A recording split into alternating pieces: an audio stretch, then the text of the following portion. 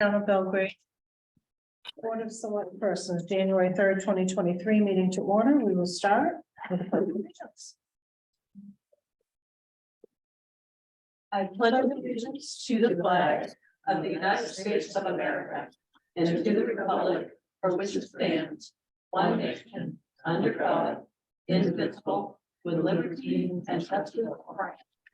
I'll take a motion to open the meeting. So moved. Moved by Carol, seconded by Dan. All those in favor? Carol, Yes. Barbara, Yes, and Dan. Yes.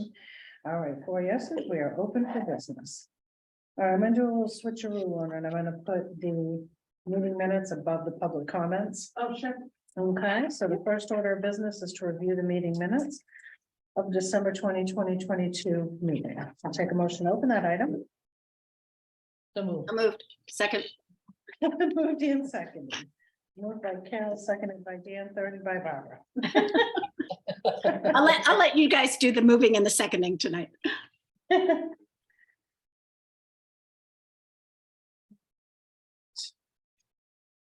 So under new business, if we get down to the bottom, it says Chair Melanie Jewell suggested looking at the state retirement plan for other employees at the January 10 budget meeting. I didn't ever say the January 10th one, and what I wanted was to have a rep come in, but not at that meeting. I don't know if this is a plan that we're gonna have done this year, but I do think that it's important that if we are considering a change in the retirement plan or offering another option, that all of the town employees have a chance to come to a meeting and not just the select board to be given that information. So I would like for that, but that needs to be stricken from those minutes. That we can have a main PERS representative attend, but at a future meeting. And it may not be a select board meeting, it may be a meeting. Which is what we've done in the past. We have had, some have come to the select board meeting and town employees were invited, so there can be different ways that we can do it, but. And then the other thing is, Is it under that same section? yep, it's the last part on that same section. Okay. Because I have something else in that same section before you move to another. Oh, go ahead. When we talked or voted on the buyback, Travis had indicated that he would give up his 457 plan and just have the PERS retirement system. So it would be the 13.8, not the 18.8. And I didn't hear any discussion on Danielle, and I don't know where she's at, but Travis did make that discussion. And then the only other question that I think maybe we should correct, this is Bruce Galush stated that all firefighters get cancer. I think it's that most or often or a large number. A large number. But it shouldn't be all, because it sort of sends the wrong message. Yep. So those are the two. Sorry, just want to get them all corrected in No. the same Oh, place. that's fine. And then under warrants, when we get down to chair, under Bruce Blue's mention the bill for Bob Plummer. And then we have Chair Melanie Jewell question the purchase of a pair of steel-toed boots and who they were for. There isn't the need for a policy. There's already a policy in place. We just need to review the policy, and what we had asked for was to see what is the policy, what is the dollar amount that we're allotting, and making sure that we're being fair and equitable. I haven't found a policy. There is for the transfer station. Yes, Kenny, he'll be able to provide it. for Do you. you think it's just the transfer station? I think it's just transfer station and fire department. So when I started that, it was for the Okay, transfer station employees Melanie because started it. they had nothing. Yeah. And some of them had nothing to start with. And it hasn't changed. Since you started, the dollar figure has been the same as $300 per employee.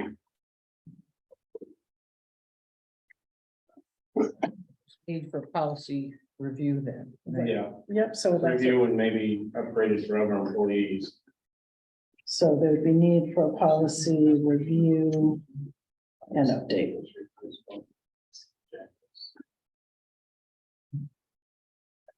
You have anything else on that page? Nope. I did. Barbara, did you have anything? No, I didn't. Okay. Anything from you, Dan? All right, so now I'll make a motion that we approve the December 2022 meeting minutes as amended. Second. Moved by me, seconded by Carol. All those in favor, Barbara, Yes, Carol, Yes. Dan? Yes. All right, 4 yeses. All right, now. We're at the portion of the meeting for public comment. So if anybody has anything that they would like to bring to the select board's attention that will not be covered on this evening's agenda, now is your time to speak. Is there anyone who has anything that they would like to talk to the board about? All right, seeing none, moving on. All right, so under old business, the first item is the creation of a public works ad hoc committee. So the December 20 meeting, the select board approved the establishment of an ad hoc committee to explore possible public works department. A notice has been posted to the town's Facebook page and emailed out to all current town committee members. I did see, and then which stack is it in? Do we need to open that? We need to open that item. So moved. And moved and seconded, it's open for discussion.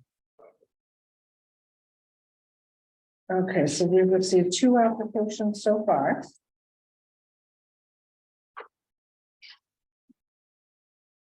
So do we want to approve them as they come in, or is it more beneficial if we corral the applications and then? Just do them all at once. Once you- That's what I was thinking.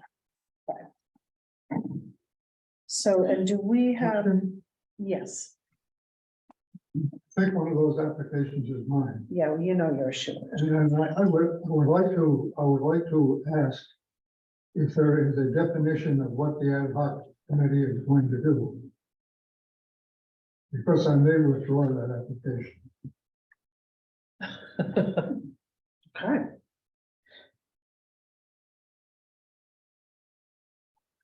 Anybody have bylaws for ad hoc committee? We set it all up, yeah. You know, we wanted to look at cost, location. You know, equipment lists. So.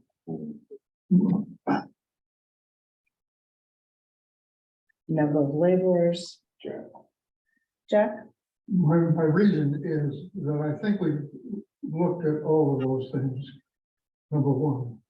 Number two, I think our problem as a town is that we're up against the deadline of October 1st next year. And we need to have a working group that is a doing group, not a study group.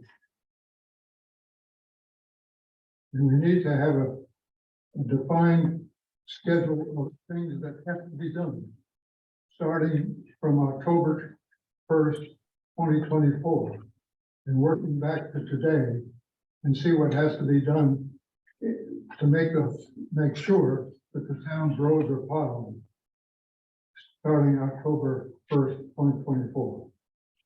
I think study is not the answer to it. Doing is the answer to it, and things have to be done.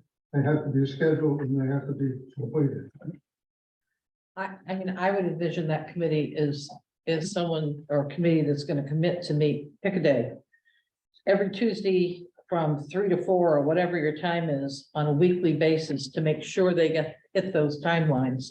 And if you've hit it, you may say, well, we won't need to have the meeting next week, but that we look at the things that we have to do just to get ready for town meeting. And I think if we take the group and move it forward, but we need to be hitting timelines. Like site selection, of how much, I mean, what we're gonna do, putting together a budget, being ready to have something, a warrant that's going to at least address an overview of costs, communicating that to the public so it can be voted on at town meeting and not be, I mean, I think there's a lot of work to be done. And that committee needs to be starting immediately on it. So, yeah, that won't be ready for town meeting this year. What won't be ready? A warrant article with a budget and cost, location and equipment. Well, we need to have a warrant article that's going to approve monies, or else we're not gonna be able to buy and build and do anything in between. Right, We'll be able to put a shed up. Right, we won't be able to do The that. best you can do is try to put something together for June. A capital reserve, Right. and then possibly capital for a reserve. June meeting. Aren't people going to want some overview of what's gonna be put together? Yeah, we need numbers and an overview. Yeah, You're I'm not saying the you're- total thing. You're not gonna get people to approve a public works at this time meeting. No. And if they did, that would be foolish on us because we would not have done due diligence. Jack, But you will need a budget for planning. I don't know what that budget's gonna be, but you will have to spend money soon for planning. Whether it's planning of the site, what has to be graded off, what trees have to be removed, what driveways have to be put in, what parking areas, how it meets the code. Is it going to go before the planning board? Like any other construction would in town? If so, it needs to be in form with the planning board can review. Those things cost money and they take time. Yeah, engineering, I mean, the other thing that you guys also, because now the clock is really ticking fast on us, unfortunately. It don't seem like it, but it is. Really. To have, if we have to have this, I'm praying that we don't, we have to have this. Technically, you really gonna need a director, a public works director hired by next year at this time. Because it's gonna take time for them, one, to start finding equipment. Two, work, get employees, get employees on that, because technically, if we're gonna do this right. And we're gonna have a public works, we really need to take the road commissioner's budget. And what the road commissioner is doing for work, and that needs to be, start being done by public works. Beginning of 2024, if we can't get anybody to take on a snowplow contract. And that's really why we need this committee to start setting the priority list and the deadlines. Right, but I'm just telling you guys as a board that, the deadline's here, we're under a year before we will have to start. Looking at hiring somebody and start having a building built, because I don't even see it as even feasible. I have a feeling what you're gonna end up doing is we waited too long, we're gonna end up we end up with public works, our equipment's gonna be packed outside for a while. Awesome. And I guess my question is, if we put money into reserves, which I think we need to do, figure that. But if equipment comes available, for example, if the Warren Brothers decide that, yes, they definitely are going to pull out and their equipment's available, and it needs to be purchased. We need to be in a position to do that, or we have to call a special election to get authority. I'm concerned that we're not gonna have our ducks in order enough to be able to act if some of these things start moving forward for us. I mean, in my eyes, we're on a 12-month deadline, we got 12 months. But is this something that could be voted on in June, the approval of the public works when they do the Yes. school budget? yep, if we decide that we need one, then that would be where it would go. It definitely will not be done in March. Jack, In my opinion, just my opinion. A solution to this whole thing lies not in another study committee, but in a working group that consists of representation from the board through the town manager, because this town manager has experience in setting up a department of this type. did you set it up, Lorna, or was it already in the works when you got there? Because I've heard conflicting stuff. So was there no public works department in the 9 months you were there, you set it up? Or was We there? had a public works, hired, purchased equipment and all of that. Okay, so it wasn't a creation, it was one that was there. and Right, then there but was I some have other the stuff that budget went with it. from Okay. that municipality and a list of all of the equipment, who we hired, how many people you need, Okay. similar number of roads, miles of road. What needs, you have the experience, that part of it. Correct. In other words, I think there should be some executive authority that lies within this working group, not just a study committee to present findings and learn again what's already been learned by in the town. I think representation by the present road commissioner is essential. I think because there is interplay between the site, and collection of the site, and the fire and rescue interest in a site as well, that Dan McKenzie would be a good person to have on that committee. And there are probably a handful of other people in town that can really give good information and good answers and recommend good decisions by the board. But that's the way I would proceed, not with a study committee, but with a working group Right. to get this done with executive authority.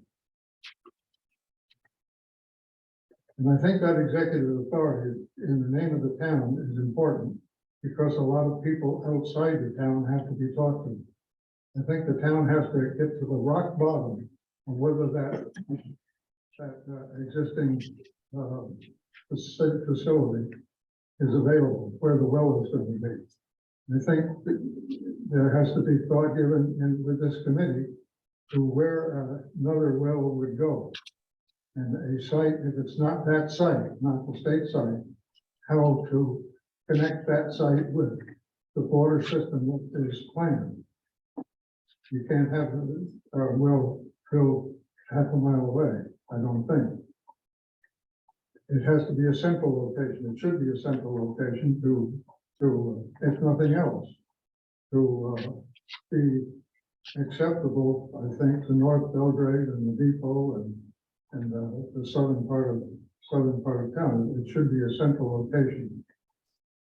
It should be a place where you think, anyway, you never know for sure, but you think another well can be drilled if the present well fails for some reason or runs out. There are a lot of things related to the site that have to be looked at. If it's an alternative site and it involves moving people, that takes time. You can't walk in tonight and ask somebody to move. You've got to set the stage. There has to be communication with the town. The communications committee's got to be involved in how this is explained to the town and why it's urgent to do. And there has to be flexibility because if something happens during this time and we can find that an adjoining town would like to join us and enlarge their problem, their public works facility to do it, we should take a hard look at that.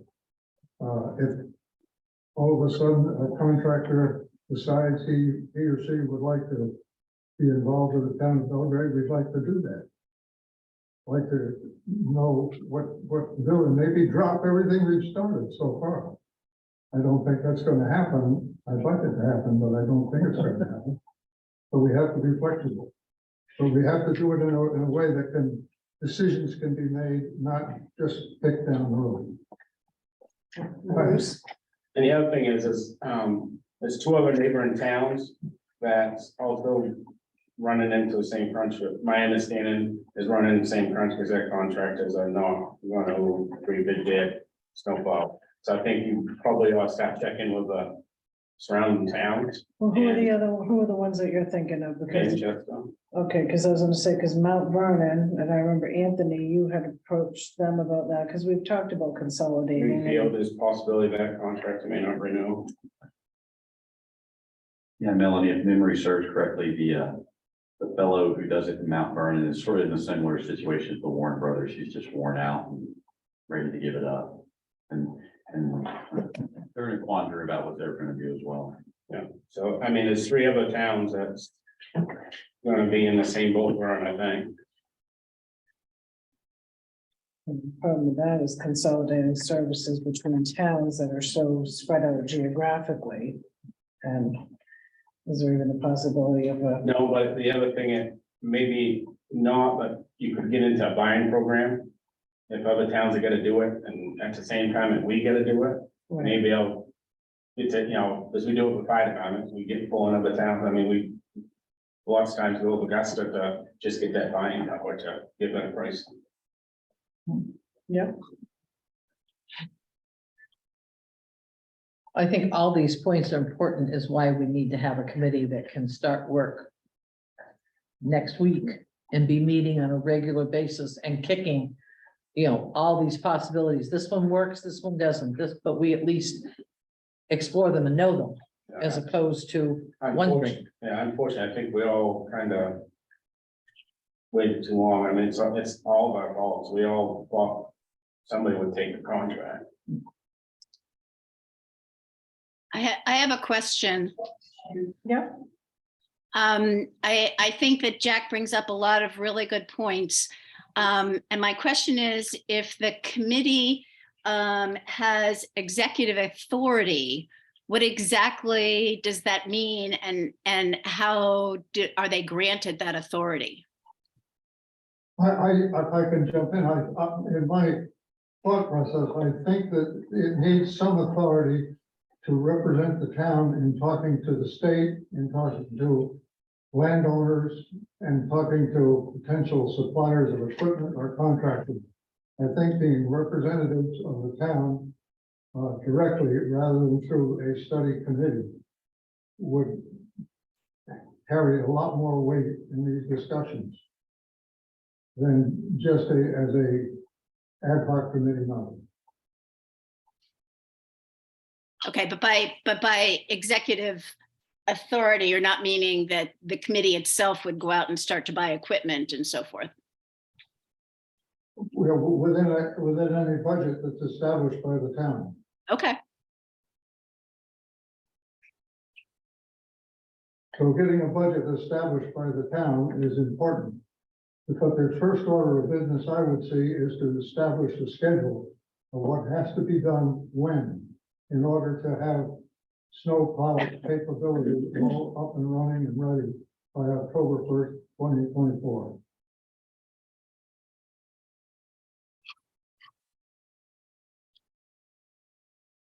But that timeline, if we get a committee together, we could have that timeline back by the next select board meeting. The timeline of what needs to be done and backing into it so that we start the process of doing this. Well, you won't be able to do by the next, because you guys haven't approved anybody yet. Well, I know we haven't, I'm just saying, You gotta approve a committee, and we have to put the committee's charges together, because then everybody who's on the committee then has to agree to the charges that they have been given. And then at the completion of their charges, we dissolve the committee, but there are those steps that we have to do prior to. Early, so I'd say you guys could do a committee together, maybe like February. I was gonna say end of the month anyway. Right. But I think, setting up one, starting with an Excel spreadsheet, cost, location, equipment list. How many laborers, how much is that gonna cost? And we need to look at the cost of that, not just for the first year, but exponentially as everything's going up. So we can't anticipate that a 1 million budget would cover this, might cover it in 2024. But that wouldn't, because we'd be purchasing equipment, but bonding for that. But then what does the next year look like and the next year? Much as we do with the the snow plowing contract now, what's our escalator? We've got to figure out what the escalator is. And my understanding is when you buy trucks, you buy a couple brand new and then you buy some used ones, you have a rotation of, buying all new trucks every, all at the same time you try to buy, so you can rotate your new truck rotation. Yeah, I mean, there's a lot of ways to do it. I was talking to Bruce Fuller the other day, and he said the best thing to do is get a hold of the companies that do their buyers. They said they go all over the country. They'll go to these auctions and look at the truck, come back and say, yeah, this is what this truck's worth. We guarantee it's worth what it is, and this is what you're getting. So you go through these big companies. So there's a bunch of ways to do it, and that's what we need to sit down with this committee is, figure out what we're. There's a lot of work to do. Just keep in mind whose name and number published. The call at 2:30 some morning after October 1st, 2024, if the roads aren't plowed. And the rest you can't get in. Jack's number. No. Just continue.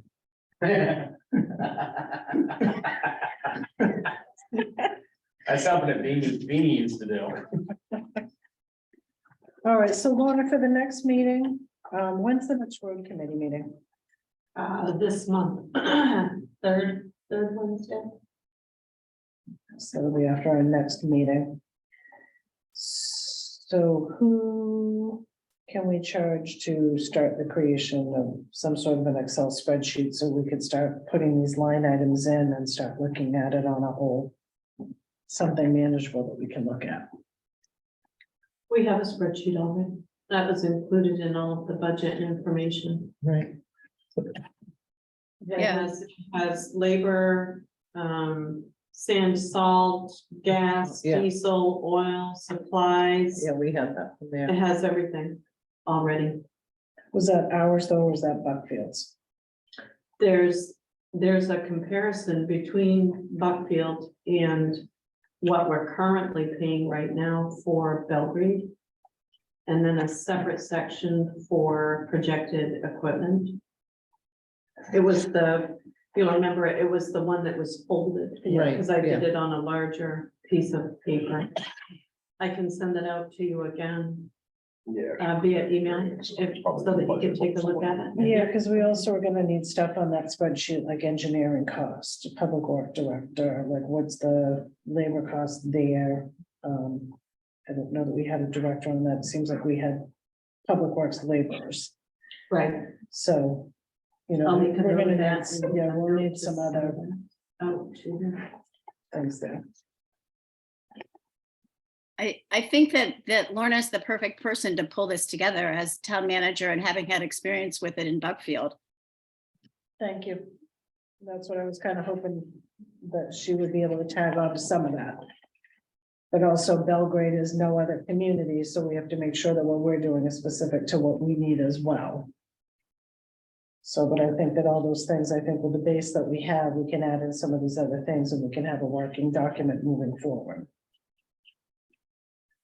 But I think that somebody is going to have to be the chair of this working group and pull it all together.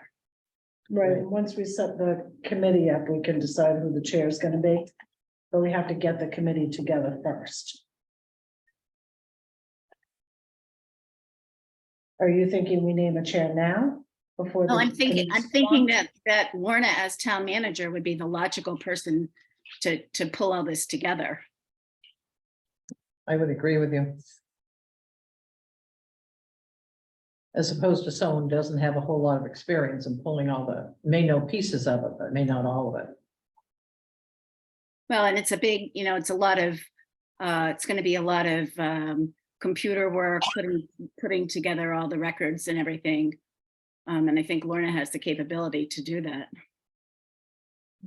I don't think anybody said that she didn't. One more thing on her plate and we definitely need a head for that.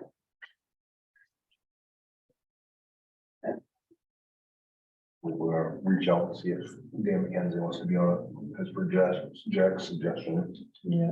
And you guys think of anyone else, Bruce? I think George Sue has been asked. It went out to all the committees. Did it go out to all the committees? It did. Okay. There were all people we've heard back from others. Now, did it go to the committees or did it go to the committee chairs and then they were disseminating it? Mary's on here. Mary, do you remember who you sent out to? It went to everybody, all the committees, not just the committee chairs. Okay, Okay. thank you. Because this trickle in isn't doing us any good. We've got to.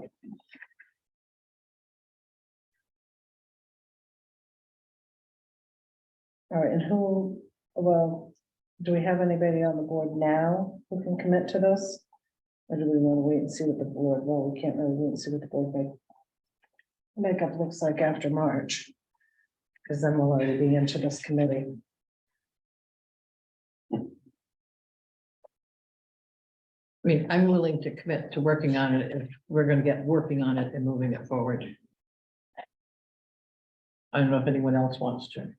I'll concede to Carol, this is probably not the time for me to take on a big project like this. Just for the next, month or so.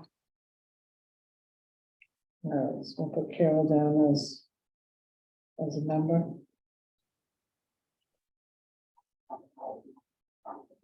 I can't be as flexible with time. So if we're saying we're gonna meet at 3 o'clock, no freaking way. And anybody who has a job can't meet at that time. That's So one of the that's the reasons other I'm thing not is jumping we've right out we've got between that to and going figure into Saturday out and Sunday. when it's gonna work for everybody. Because Another good one, he's on here, would be Corey. Corey Stories put on in an application. Okay, I see. 'Cause there. that'll be- And I think we're just gonna have to tell Jason that he's gonna be part of this committee. He's gonna have to be as road commissioner. Melanie? Yes. It's hard for me to hear when people are talking over each other. The sound is not great to begin with. So if you could just try to have one person talk at a time, that'd be really helpful for me. Thank you. I'll do my best. Thank you. You're welcome. Okay.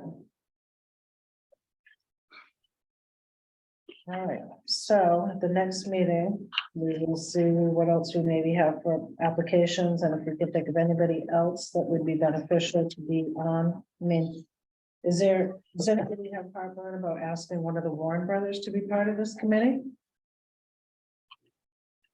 They- They live in Belgrade. They live in North Belgrade. They live in Smith. Oh, they live in Smithfield. I think they have a critical part to play in indoctrinating new personnel on the routes, actually driving the routes with them, Right. showing them, so that all of the people in Belgrade who are doing this know all of the routes. And there's interchangeability between drivers. Another good one, probably if you asked or Dan asked, would be Kevin Hall. I wondered about that. I'm not sure. I'm happy to reach out to Kevin and ask if he'd consider it. Yeah, I mean, if we can get, 5 or 6 people firmly committed by the next meeting, I say we form a committee, and then if we get some more people that want to add on, great, but at least we can get. No, all right, not Kevin Hall, Scott Dan. Thought of that too. I wonder, I wondered if Scott was gonna take out papers to run, That's right. but I know he just took on the pallets and sanding and all that too.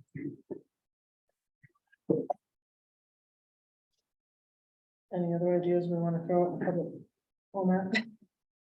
Let's go with that for right now. I don't have any heartburn either with talking to the Public Works Director for the city of Augusta.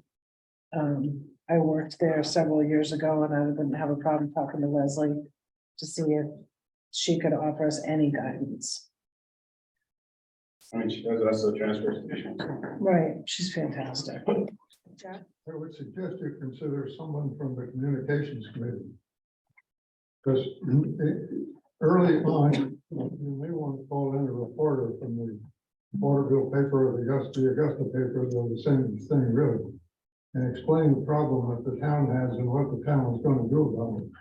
Because it's a good way to communicate with the public.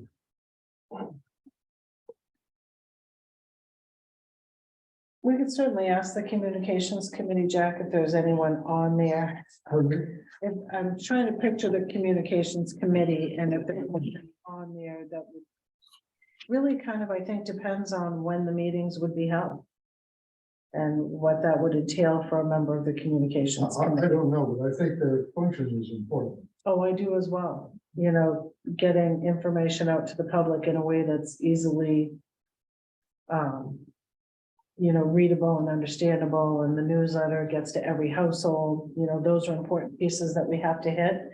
Because not everybody is on the Facebook page or drives by the marquee or any of those things. So that's fine as well. Anything else on this one for tonight? Just one other thing, I know it's going out print, but you may want to put a little involved in the annual report that you're starting that committee. Just get the info out there so people know. Yeah. The town report. Yeah, I can put that in my in the chair report, Yeah, because I kind of go over the year. What we've accomplished, what we've been working on.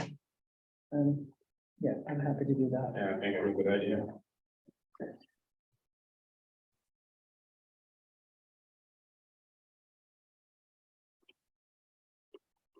Anything else?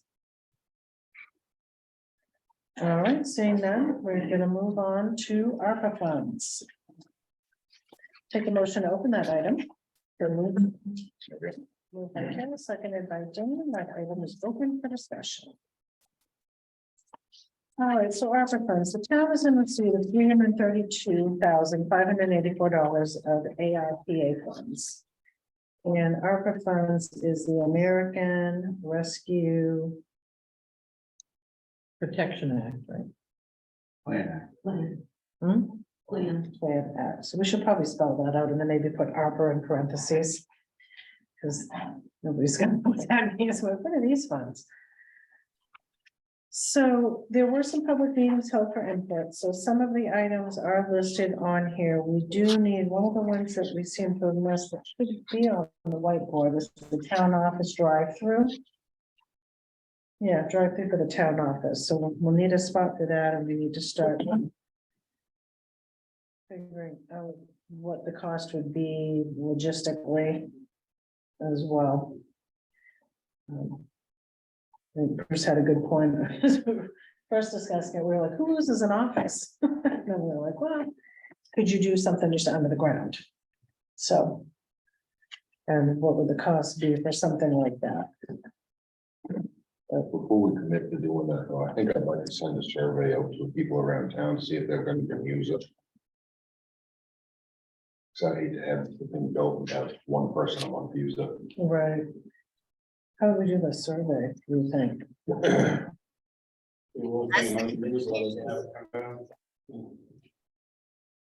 Yeah, Jeff?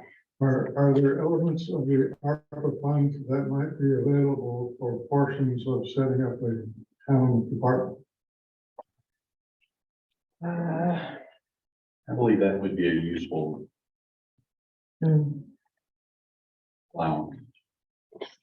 Because the guidelines have been broadened greatly since they were very first published as a result of some of the feedback they got from jurisdictions. And so now the guideline is any sort of governmental service is eligible or infrastructure is eligible for the use of ARPA funds. Okay. So I think I think that is something that you could use. We did buy a plow truck in Buckfield with ARPA money.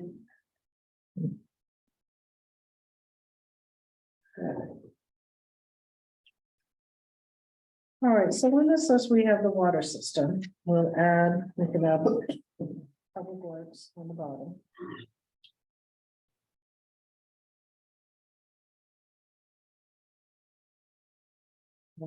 Public lake access. Public lake access, that's you, Barbara, right? Like North Belgrade Public Lake Access. Yeah, yeah. So we have to clarify that here, that would be North Belgrade. A new centrally located fire station. Now, the video meeting equipment for the Center for All Seasons. Kind of the details of the purchasing technology to enhance online participation. I'm not sure, and I forget exactly, this came up when you were at their coffee meeting, right? Yeah. And I don't know that it's. One of the things was whether or not we could do possibly a meeting owl up there. So when there's like a Parks and Recreation meeting, if someone wanted to participate remotely. In talking to MMA, there's not a requirement that we video those meetings or that we do remote participation. So that was one of the questions I had, was if that was something that we absolutely had to do if we had to move meetings here.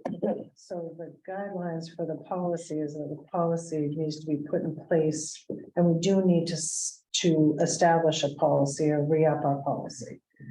Those requirements may be changing too, from what I've heard of legislation tool, and there may be some changes. Again, they just didn't like that. Wasn't it so that it's mandatory? Yeah, you're gonna have mandatory participation. Let's find out if the legislation goes through before we commit too much. Because what I was picturing was the ability to, it's such a big facility. But could we have the ability to broadcast town meeting or have something like that. Folks cannot participate remotely in town meeting because you are not allowed to vote remotely. But some folks may still want to watch the proceedings. And if that's something that's doable in a space that size and that's reasonably cost effective for us to do. And Well- whether, Well, and for example, last year we had the meeting on the solar farm. There was no way for people to participate remotely, to even hear it, because we couldn't Zoom, we had not have the Zoom capability to do it. right, So I think there are a lot of things, people may not be able to vote, but they can still participate and be aware of what's happening. right. And I think that Zoom capability at that facility would be how I would clarify it, not just a meeting space, but so there's Zoom capability there. Right, Or and include Zoom capability. yeah, Melanie. Yeah, And I think to be inclusive on committees, that it is really good to have a Zoom option at the center. right. That's what I'm just saying, is to see whether or not it's a possibility, but I wanted to also clarify that we're not required to do so. Right, we're not required, but if we want to have broad participation from residents representing many different perspectives, it would be good to encourage as many people as possible to take part. Right. So essentially, you're saying Zoom capability at the Center for All Seasons. Right. Yeah, and I realize that because of the cavernous space, it's a challenge technically. But I think it's something that, we talked about having some, IT person come in and tell us whether it's possible and what we need to do. Right, which is why we're doing this tonight, Barbara, so that we can start getting some of the, figuring out the cost estimates for things and to see I realize if it's that. possible for us to do so. I would picture the Zoom capability being in the social room area though, and not in the whole gym. But I So think, that it may not be Zoom per se, but, as Carol said, that solar ordinance meeting was a real example of how it would have been really good to have at least have that broadcast. Not necessarily with people being able to participate interactively, but, being able to be informed about it. Yep, absolutely. Okay, Seven Lakes Alliance proposal. Thank you, Anthony, for providing new copies of that. And we're still- We'll take more if you like. So of course, and to be fair, when we worked up that proposal, was before we had a spike in inflation. Right. And of course, labor costs are rising, minimum wage and. So yours is 26. I mean, if we looked at 30, we'd I give a think 30, buffer. I think 30 would be good.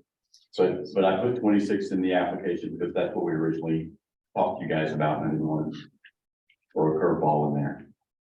We appreciate that. But I was also, my brain went to 30 as well. Well, as you know, it's always good to have some a contingency of, approximately 10%, so that would get you to 30. Yeah, yes, right there.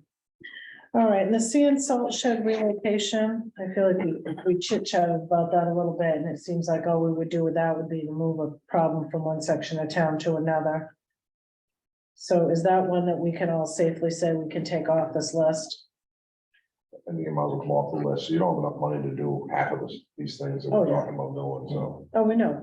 You possibly would do it to sand salt shed, the existing sand salt shed, is put some type of stormwater runoff control over there.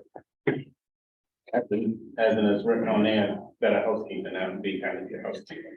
Well, and then I think with Jack, was it you who went over to the state garage and there's salt spilled on the ground again? Was it you, Jack, that I noticed that had said something about that? I haven't been by this year, I didn't get discussed last year. I'm sorry, I really wasn't listening.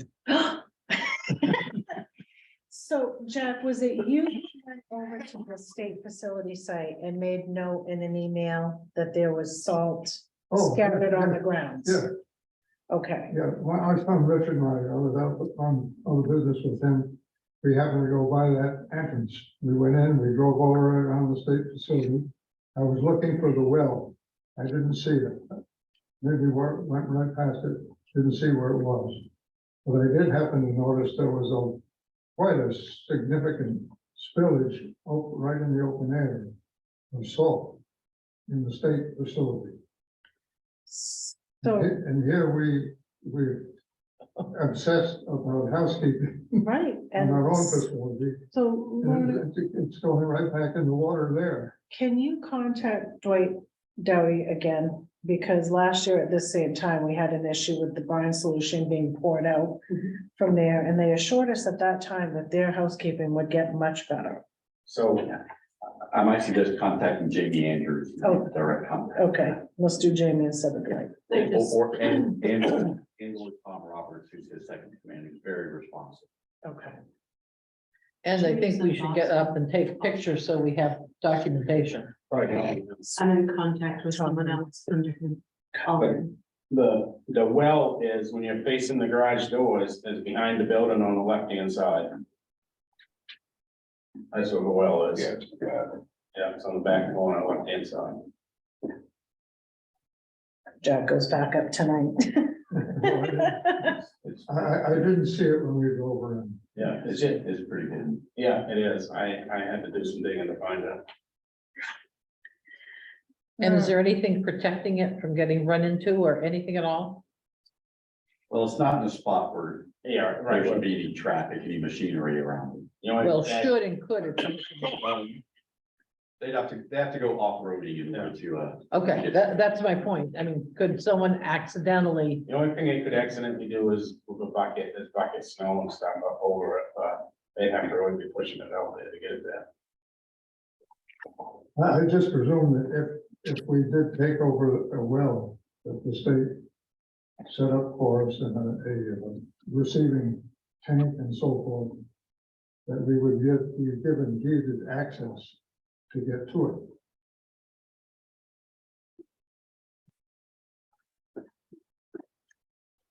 our agreement, didn't say anything about that. You did they? know, I never thought of that, but. Maybe that's a question for Mary.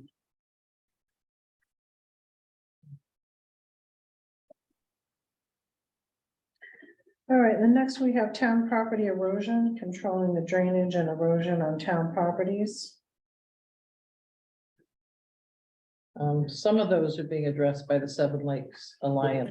Does that address all of them? well, not all of them, but the ones that would impact water quality in the lakes, lake frontage.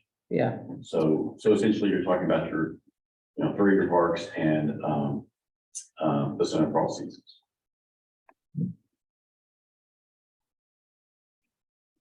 and did most of the roads get the appropriate ditching and drainage and culverts in that were on that list? Does anyone know? So in the last paving project, Charlie Bader with Seven Lakes Alliance worked with Jason Stevens Okay, in order to do whatever sort of culverts or ditching or whatever were needed as part of the, road paving part of the project. maintenance, okay. And so a lot of work was done on those side roads back there in the village. Yeah, I knew there was some concern about it, so that's why I asked. So that was one way that, we were able to leverage one another's funding in order to make those improvements happen.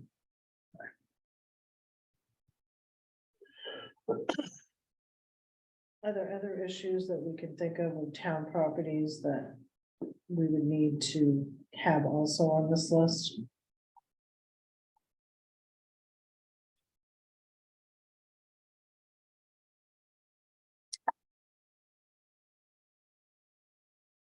Jump out, just yet. You get to set, Mhm. disarray of the Center Cross season building, you know how bad that is until after this week. The engineer checking out the roof presses. He's scheduled this week, isn't he? Maybe. I don't know, that could be good money. All right, and then Wi-Fi hotspots around town. Now, We did have that. Is that the one that like Saxel sent in, broadband? Yeah, that's not, so that's different. So that would be something we'd actually be adding on to this, because it Okay. wouldn't be a wide. Would be a Wi-Fi Wi-Fi hotspot. hotspot, it would be a full expansion.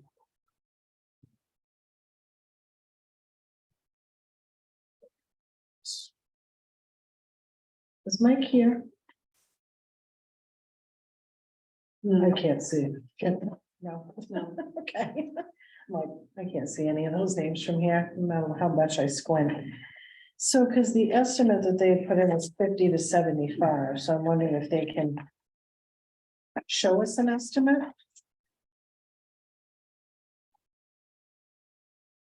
And I think that they were saying is essentially that Rockwood Drive needs it, but that it's needed all around town.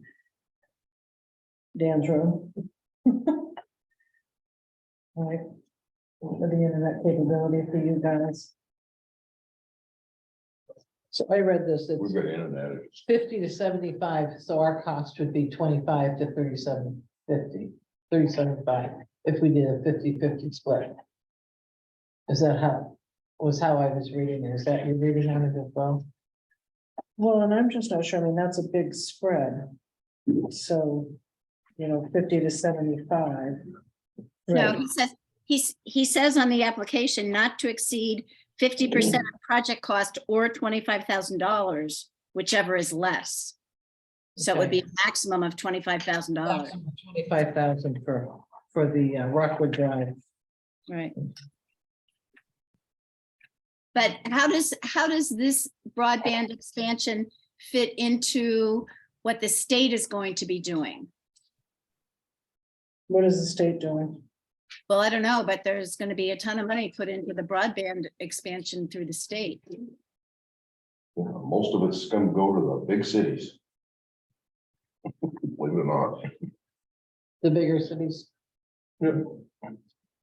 So are they allocating a certain amount for rural areas, or is it? I don't know. Haven't seen it. I haven't really seen it. All I know is, from what I understand, the cities tend to be able to put in requests and are getting the lion's share of the money.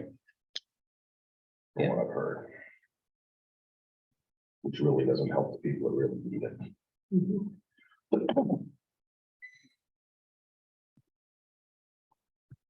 So do we have to submit an application on behalf of the town of Belgrade? We're gonna have to look and see what kind of programs they've got going on.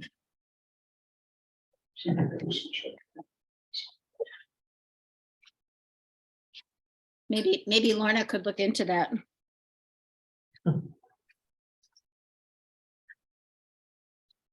Well, and Dan was just leaving himself a note to check on that. Oh, okay, great. Dan to check it or Lorna? I'll go with you, Dan, since you're there. It doesn't really matter either way. I mean, it's just, I'm gonna go to one of my aides and say, can we find out what the programs are? And if the towns have to submit an application. All right, so as far as these, what we need to start doing is some cost estimates. We have a couple, so we've got 30 and 25. And we'll need to start.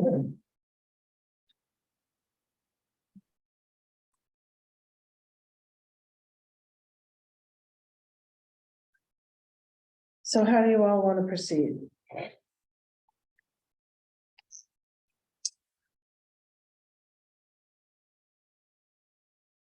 Who do you Well, I want think we start need to doing get cost a estimates? cost estimate for the Center for All Seasons for the video equipment. Is that something that Dan can take on, or do we need one of us to take on to work on? Yeah, I think he's already in contact. I have somebody give him some ideas on costs. okay, Because we talked. yeah. So then we should maybe ask for that to be back if possible Yeah, next meeting. Yep, I spoke with him Does that last make week and sense? I thought I would have something for you tonight. Yeah. Well, it's been so crazy with this these 3-day, Yes. long 3-day weekends and. All right, and Barbara, public lake access, that was kind of you. Are you Yeah, I mean, Purchasing property, what are your thoughts there? well, I mean, obviously it would be great to have a piece of lakefront property, but I don't think there's one available at this time. I mean, I think that's, I don't know that that's far enough along, a project that's far enough along that it would really make sense to use the ARPA funding. I mean, as much as I would like to, I'm just not sure that, I think there are too many variables in that. Because we don't even, I mean, we could say, well, we'd like to allocate $50,000 of ARPA money to find a place for public lakes access in North Belgrade, but is the money then just going to sit there for 10 years? Well, and it can't It sit has to there be for 10 years. expended I by know. 2024. Yeah, I know. So it seems Does- like it's maybe a longer term. Does it make sense to maybe put something out on Facebook or whatever saying, we are looking, or does anyone know of? I mean, could there be someone that has property that is looking for the right opportunity that maybe now they're willing to either sell or donate or do something with the town?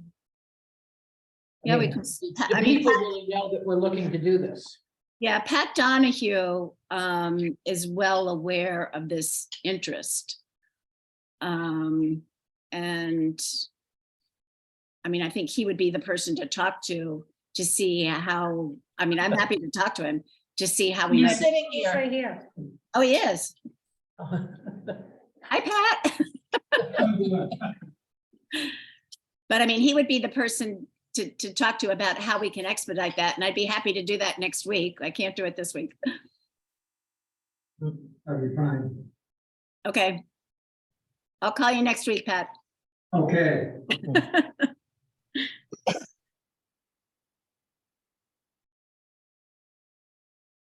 Okay, and new fire station, is that one that should stay on the ARPA list? Because that's probably also one that will not be expended by the end of 2024. Well, it could be, we may have purchased property. Yeah, and just as a reminder, you have to have it appropriated by the end of 2024 and spent by the end of 26. 26, Right.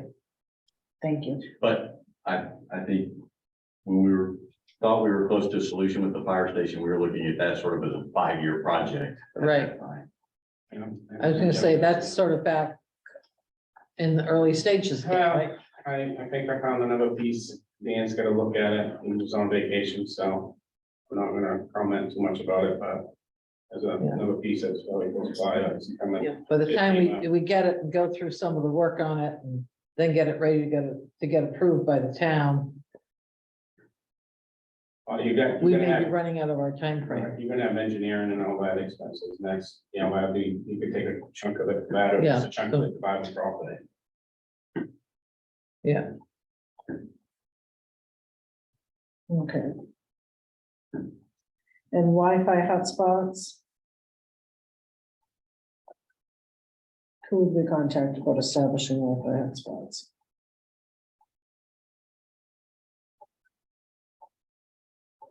Because we have one at the library, one at the Center for All Seasons, one at the town office. Can folks access? We have a Wi-Fi hotspot here North right now. Belgrade, does North Belgrade have one? In North Belgrade. There's should be Wi-Fi here, but it's now, not right? public access. Same with the Okay. fire station, it's not public access. Okay, but North Belgrade Community Center has Wi-Fi access. Do they have a Wi-Fi hotspot? I know we did internet access for them. So it's very difficult in North Belgrade for the hotspot. The access is in and out all the time. We've had a number of complaints, Melanie, so.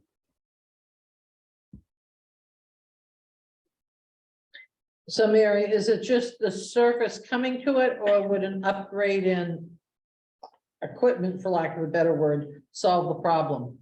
I really can't be sure because I'm just not technically up on all the But I know that there have been a number of problems where people have said that the Wi-Fi is in and out all the time. Yeah, see. So that would be something checked with Spectrum. Is it Spectrum that we have it with? Yeah. So what I've been experiencing with Spectrum, I have to call every 2 weeks. And, you know, my internet will work great for 2 weeks, and then after 2 weeks, it stops, I start dropping, you know, start dropping internet. Call them, they reboot, just, they do their reboot or boost, or whatever they call it, and it's good for another 2 weeks. So I think the way Spectrum's working is, as you call and complain, they'll put it on temporarily for 2 weeks. Yeah, Boost the power, you know, whatever they do to boost it, and you have to call, and I got a business one, I pay dearly, just like the town does, and. You know, so if you guys are having internet issue with a property, you need to call them and get them to boost it, and it'll work good for 2 or 3 weeks, and you have to do it again, it's a constant. have to be on someone's Something job like- description. Right, that's something I wish the state or a PUC would do something about, but unfortunately, there's not enough people in the state, you know, the big cities get it great, but we don't.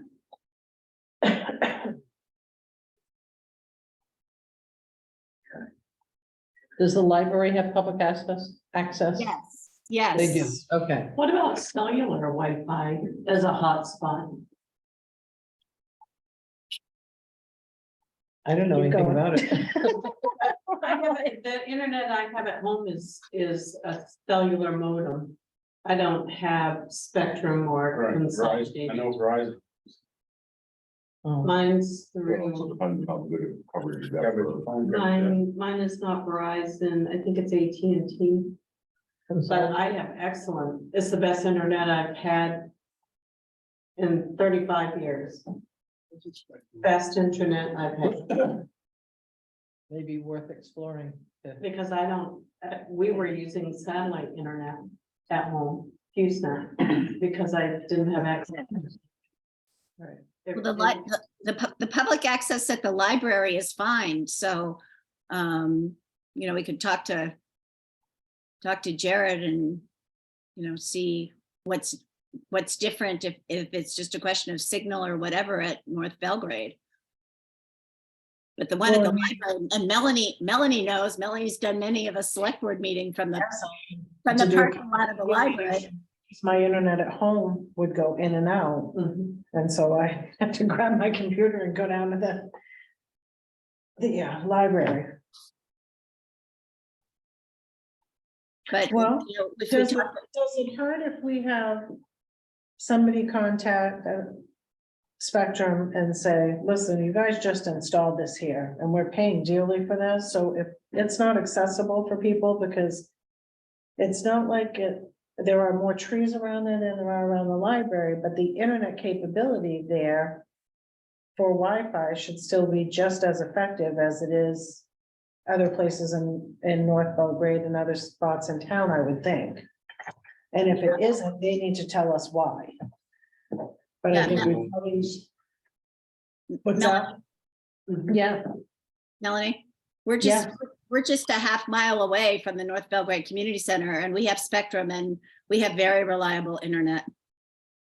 yeah, so I'm wondering if there's something blocking their signal or, they're directly hooked to a pole, so it's a direct line. right, What the linemen tell me is, when they come to my places, it's because the lines need to be changed. Upgraded. Upgraded, Spectrum won't do it, won't spend the money, it's maintenance problems. the Fidium's gonna come in and they're gonna. Cause I'm almost like, I'm okay if we research Fidium and see, cause Belgrade is on their list for being one of the next communities that they come into, They're doing fiber, and Yeah. that's consolidated. right? They're running by our house. But the only problem with consolidated is that there's no customer service representation after 5 o'clock on Friday and until 8 o'clock on Monday. And most folks who are gonna, a lot of folks are gonna want to access it on the weekend, and that's when you have the issues, and then there's nobody Right. to help. Spectrum does regular service calls Saturday and Sundays. Right. So we probably want to look at it a couple of different ways, but probably the first thing would be to contact Spectrum and see why we're having issues. And it's brand new, it should be working like. Well, Melanie- are there other places that we would want to put hotspots? I guess that's the other question. Wait, I have a question. Maybe we need to not call it hotspots and just call it public Wi-Fi access, so that we don't feel as if we're limiting it to hotspots, which are a particular thing. Okay, Okay, so are there any other places we would like to have public access for Wi-Fi? Other than what we have already? So Melanie, yes, yeah, I don't have my hand raised, but I know that we have difficulty at the Center for All Seasons during elections. You know, we can bring up the computer, but many of our cell phones don't work and we have to use You're the, right, yeah. right, so that's another Dead spot problem. right there. It's right at the Center for All Seasons. Yeah, yeah, about 1/10 of a mile, there's a little dead spot there. What about the fire station? Do they have a problem? They shouldn't, because it's just before that spot that's so bad. So we don't have the problems out. Yeah, Well, the cell phone service is loud Yeah. down there at the Yeah. time, but Wi-Fi is fine. Yeah. Cell phone service is lousy, around half of Belgrade anyway. you're always like, oh, there I am on 135, lost you, call you back on the other side. I know down by Hammond's, I always, There's my another, calls drop, yeah. yeah, they dropped down there. That's Well, fine. usually cell phone service is bad here. Usually bad down by the community center, down by the fire station. It's just some So pretty spots. much all the time, all the spots around town where we would put a public Wi-Fi Mhm. access spot are funky. You don't want to get too carried away and have public access everywhere anyway, so you're just gonna have people starting to hang out a lot of different places. The only other thought I would have maybe is at the ball field, is there, what's the service? You've got a lot of parents there and a lot of kids there playing and so on, is there, well, there's right, just a room, you Yeah. know, just. it's sufficient for what we need, okay. I think so, I don't know. Kids are down at the ball field, the kid parents need to be watching the game on the phones. Right. And if they're watching their phone, then we're on their data. Question? Yes. While we're talking about, cable service, is there any, program going on, is there any schedule in town to get rid of the old telephone poles that are standing next to the, or very close to utility poles, modern utility poles? They seem to have given up in making the transfer of the wiring from the old pole to the new pole and taking the old poles down. There's several of them on West Road and other roads in town, I think. Right. And I'm beginning to think that they're not making that much money on telephone service anymore. And they've just abandoned that program. Is that true? Basically on what you see in this left is Spectrum and Consolidated. And they'll take when they get a crew, they'll move a pole or two, or when a pole gets broke, they'll change it over. A lot of communities are starting to do ordinances. And once CMP has moved there, when CMP cuts the pole off and moves the power up, they give them so many days to connect, you know. Because we've had problems on Route 135 of this with accidents. Taking them bad pole, you know, the half poles. Actually, had the same. I just wondered if Twice. anybody's watching that from a town point of view, because it works, but it's clumsy and it's eyesore. Yeah. Well, because it's been a few years since I talked to someone who works for CMP, and what he said was that all of the new poles had to be in place before they would remove any of the old Question, ones. no questions on that. Right. So he said they weren't gonna put up a pole and take down the old one, they were gonna put up all the new poles, and then, but you're right, because CMP's on the top and it's CMP's on that thing. consolidated, and Spectrum and your phone lines, that's under that, those are your. Yeah. Well, I think CMP is done with West Road. Right, They're all new poles, but there's still some of the old ones that are jury rig next to them. right. As you can do the CMP, because I really don't.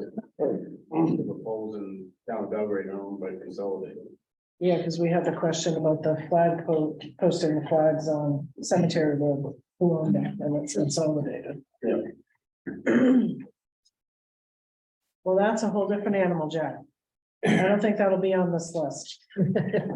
All right, does anybody else have anything that they want to add to the ARPA list? No, but I just have a question. Is there someone who's going to coordinate the questions about the Wi-Fi?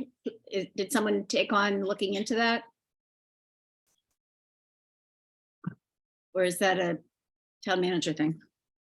Well, we're gonna need town manager and town office support on some of this stuff. Yeah, I mean, I just want to be clear about, who's supposed to be doing the tasks. Okay, so the water system estimate. We have that somewhat from MDOT. Yep. Public link access, that's gonna be Pat. Pat and I, public lake access. Pat and Bob are gonna allow folks to come in on their property for swimming. We have an undeveloped lot in Arcadia Cove. I'm sure that would be a big hit. All right, new fire station. I think that's just kind of hanging in limbo, Barbara. Video equipment, Dan is already trying to find out about that. Seven Lakes Alliance, we've already got the information from Seven Lakes. Right. Taken off the sand and salt shed relocation, town property erosion, Center for All Seasons and Parks, part of that's gonna be encompassed by the Seven Lakes Alliance. Wi-Fi public access, that one we don't have anyone attached to. Town office drive-through. And public works. Well, and that the Rockwood broadband, that could possibly be part of the Wi-Fi access. I don't know, would they possibly be related? Yeah, I had drawn an arrow on my thing down to that one, Barbara. I know, I just did, yeah.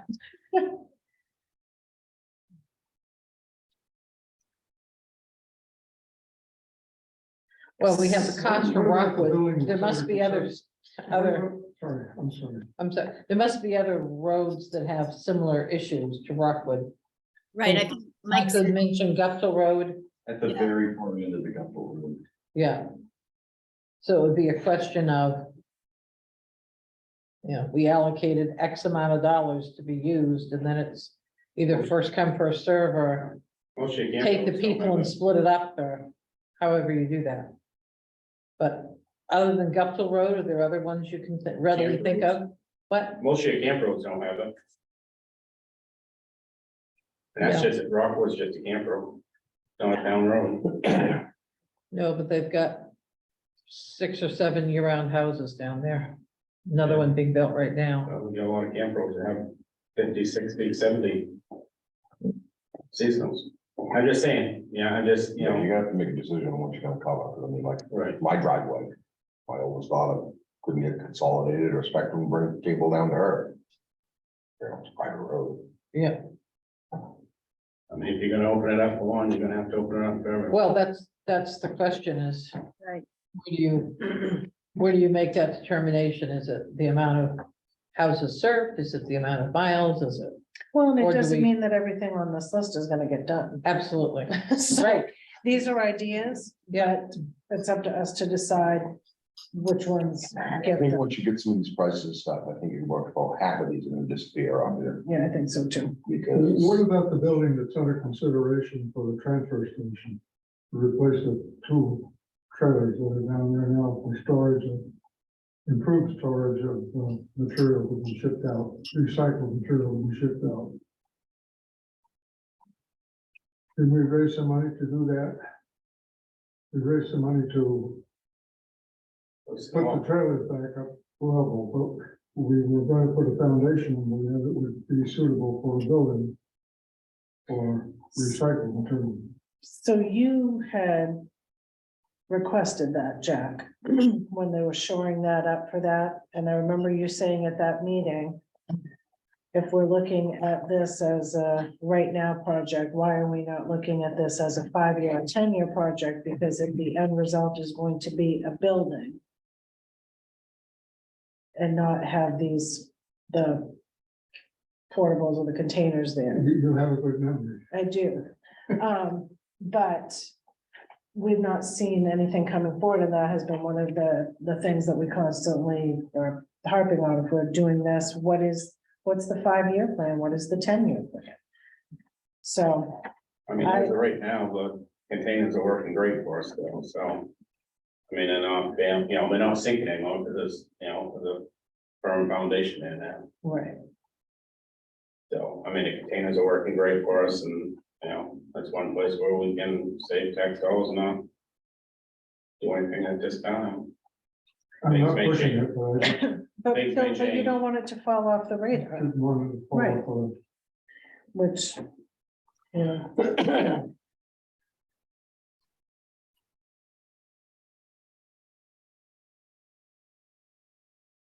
Anything else? No, may I ask a question? Yeah. This is a procedural question. So do you have a timeline in mind as far as when you anticipate making at least some decisions? I mean, obviously, you could wait until you have all your ducks lined up and decide how you're gonna spend all $330-something thousand at one time, or if you know that there's certain things that you're definitely gonna do, you could go ahead and put those on a town meeting warrant for March. So I'm just wondering what the process is gonna be. Can't say that I have a solid answer yet for that, Anthony. Can't see it being on this March. I think you can do it, we again, with all this stuff that happens in June, we're not gonna rush it. Yeah, well, and all I'm suggesting is that everything could be done in one fell swoop. It does, but it doesn't necessarily have to. You could do it in bits and chunks. If you know there are certain things that, yes, we're definitely gonna do that. Right. Like, I'm down with the 30 for Seven Lakes Alliance. I think the proposal is fantastic. I think it takes care of a lot of issues in town.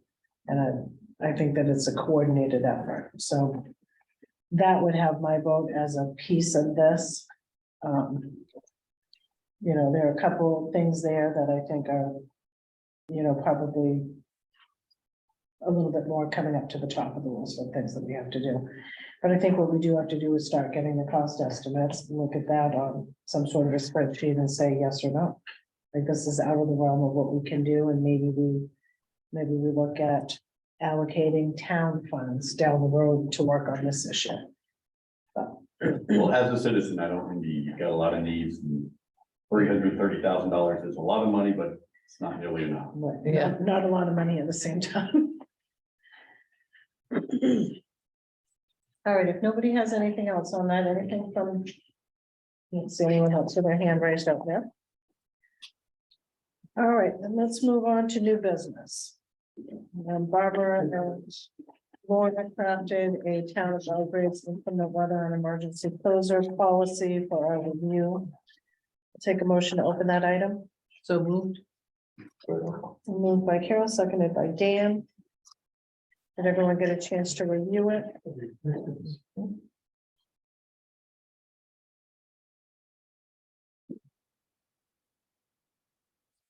Just that one thing, I'd like to comment on it, and it's just a comment of just one person.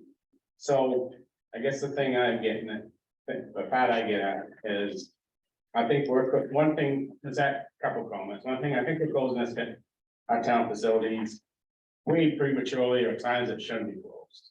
I mean, this last time it was closed for Friday. Why? We didn't have anything till well after 5 o'clock. It was just rain and wind, and it wasn't that severe here. We never lost power at any of the town facilities, so why didn't we close early? So meanwhile, the facilities that closed early and everybody went home got their pay. While meanwhile, you have other entities in town that have to work at regular rate. So if you're gonna send close facilities or send facilities home and you have essential people that have to work, and they should be getting paid time and a half. That's my opinion. Or if you do closure, like most other businesses around this state, I know the state of Maine don't do it, but they used to years ago, is you have a closure, then you either take a vacation day or you take a sick day, or, you know, whatever. You know, when I shut down, my guy, you know, my employees don't get paid. And Hammond Lumber sends their people home, they don't get paid. You know, it's something that we need to think about. I mean, I support the employees in this town 100%, but it's gotta be fair across the line. You're sending half the people home and half the people have to work, and you need to compensate to half the stay. Or, you know, that's what I, you know, I guess that's what I'm trying to get at. Be fair all around the whole picture, and it's just, you know, it's just something, you know, that this has been, and you hear this from out in the community a lot. Why are we closing? You know, I can understand for getting a foot of snow. I understand that, but it's still, there's entities in town that still have to come out and work. And even though the town office goes home and the library goes home, the Senate goes home at noon or 1 o'clock, all these other entities have to stay. I'm thinking of, you know, right now, you know, facility, so on and so forth, has to stay, fire has to stay, sometimes transfer station has to stay, because it's a Saturday, they got, or Wednesday, they got commercial hauls coming, you can't just close like that, you got commercial hauls that they gotta come in, because they may have other routes on the next day, and they can't have that load of trash, and people already got trash outside the road. That's the other thing we gotta think about on closure, without bringing that up at transfer station next, but you gotta really kind of think about that. When we do a closure, we gotta kind of call ahead the commercial haulers. I know what Augusta does.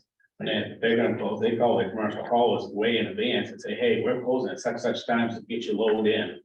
You know, Well, that, you know, I didn't realize there's an unplanned closure policy that was adopted back in 2010 and then reaffirmed in 2008.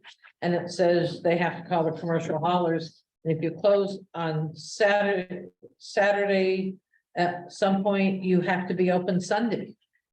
I never knew that. I never heard that. But that's the policy. And in here, it does say, once you decide something here. Upon notification, the transfer manager will notify commercial haulers as soon as possible. Once if it's closed after noon, the closure will be posted. Somewhere in here, it talks about being open on Sunday. Right? yeah, I will. I don't think I dreamt that. No, you didn't. I'd say that, I think it says the next day, has to be open next day, it doesn't say Sunday, but has to be open the next day. I think one of No, them it does. says- If you decide to close on a Saturday, notice of closure will be provided. Any closure that occurs prior to opening will require the facility to be open on Sunday, Yeah. right. unless the closure occurs after 12 o'clock noon. And on Wednesdays, if it closes closed for the day prior to 3 p.m., it'll reopen the following day. Closure occurs after 3 p.m. on Wednesday, it will not be open on Thursday. So it's pretty clear about how that works, except I don't know if we're using this. And if we're not using it, we either need to change it I don't or think- use it. Right, I don't think Kenny has a copy of that. Oh, We redid it in 2018 and updated it, so. We he did, should- so that is the read it. Yeah. 18, I place says 2008. You know, Yeah. we started it in 2008, and then 2010 reaffirmed, 2017 reaffirmed, So he amended should have a copy. in 2018. He should have you it. can have this if you want, because I have one at home.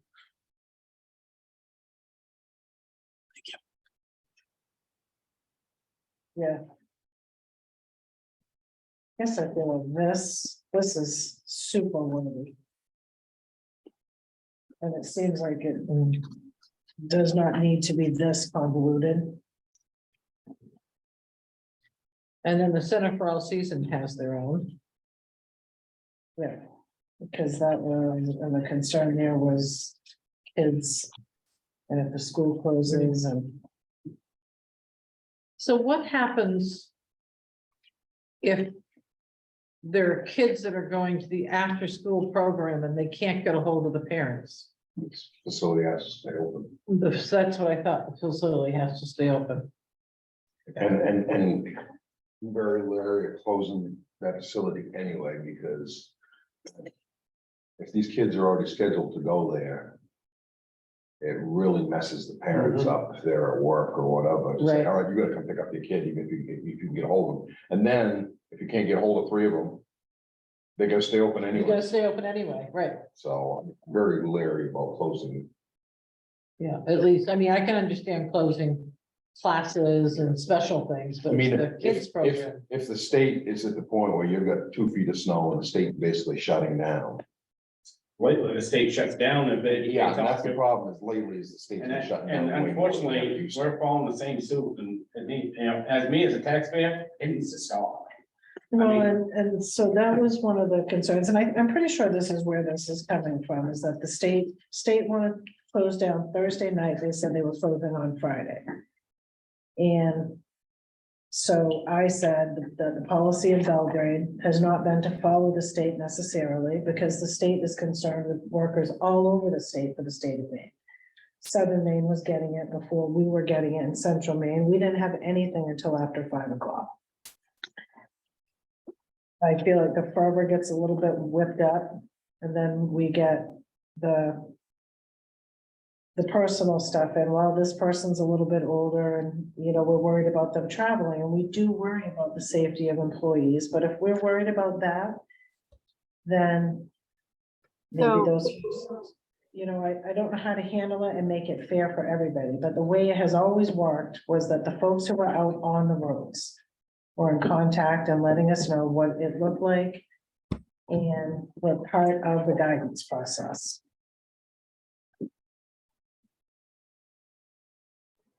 So Melanie, probably, you know, the closure was in part because of me, because there were only 2 of us at the municipal office that day. And with the concerns that were coming in, we did have an older person there that did have to travel down camper roads. And I really had a concern for her well-being and her safety in driving. She was very nervous in staying. There were only 2 of us at the office that day, all day. We had And you have to have 2 people in the facilities anyway. right. And And so that's- if I that's- let her go, I would have been alone at the office all day. We had 2 people out. So, you know, my concerns that I shared with select persons were more because of the health and the safety and the well-being of that older person. And Oh, I do understand that, Mary. I'm just trying to figure out how we do this and have it be fair. oh, I know, and I think it should be One of the fair things- and it should be straight across the board, as far as everyone is concerned. Anyway, so, you know, I just wanted to speak to Bruce's concerns. You know, usually the state has been, you know, if the state is closing, we close. We did not close. We were open till, you know, noontime, 1 o'clock. We did not leave till 1 o'clock that day.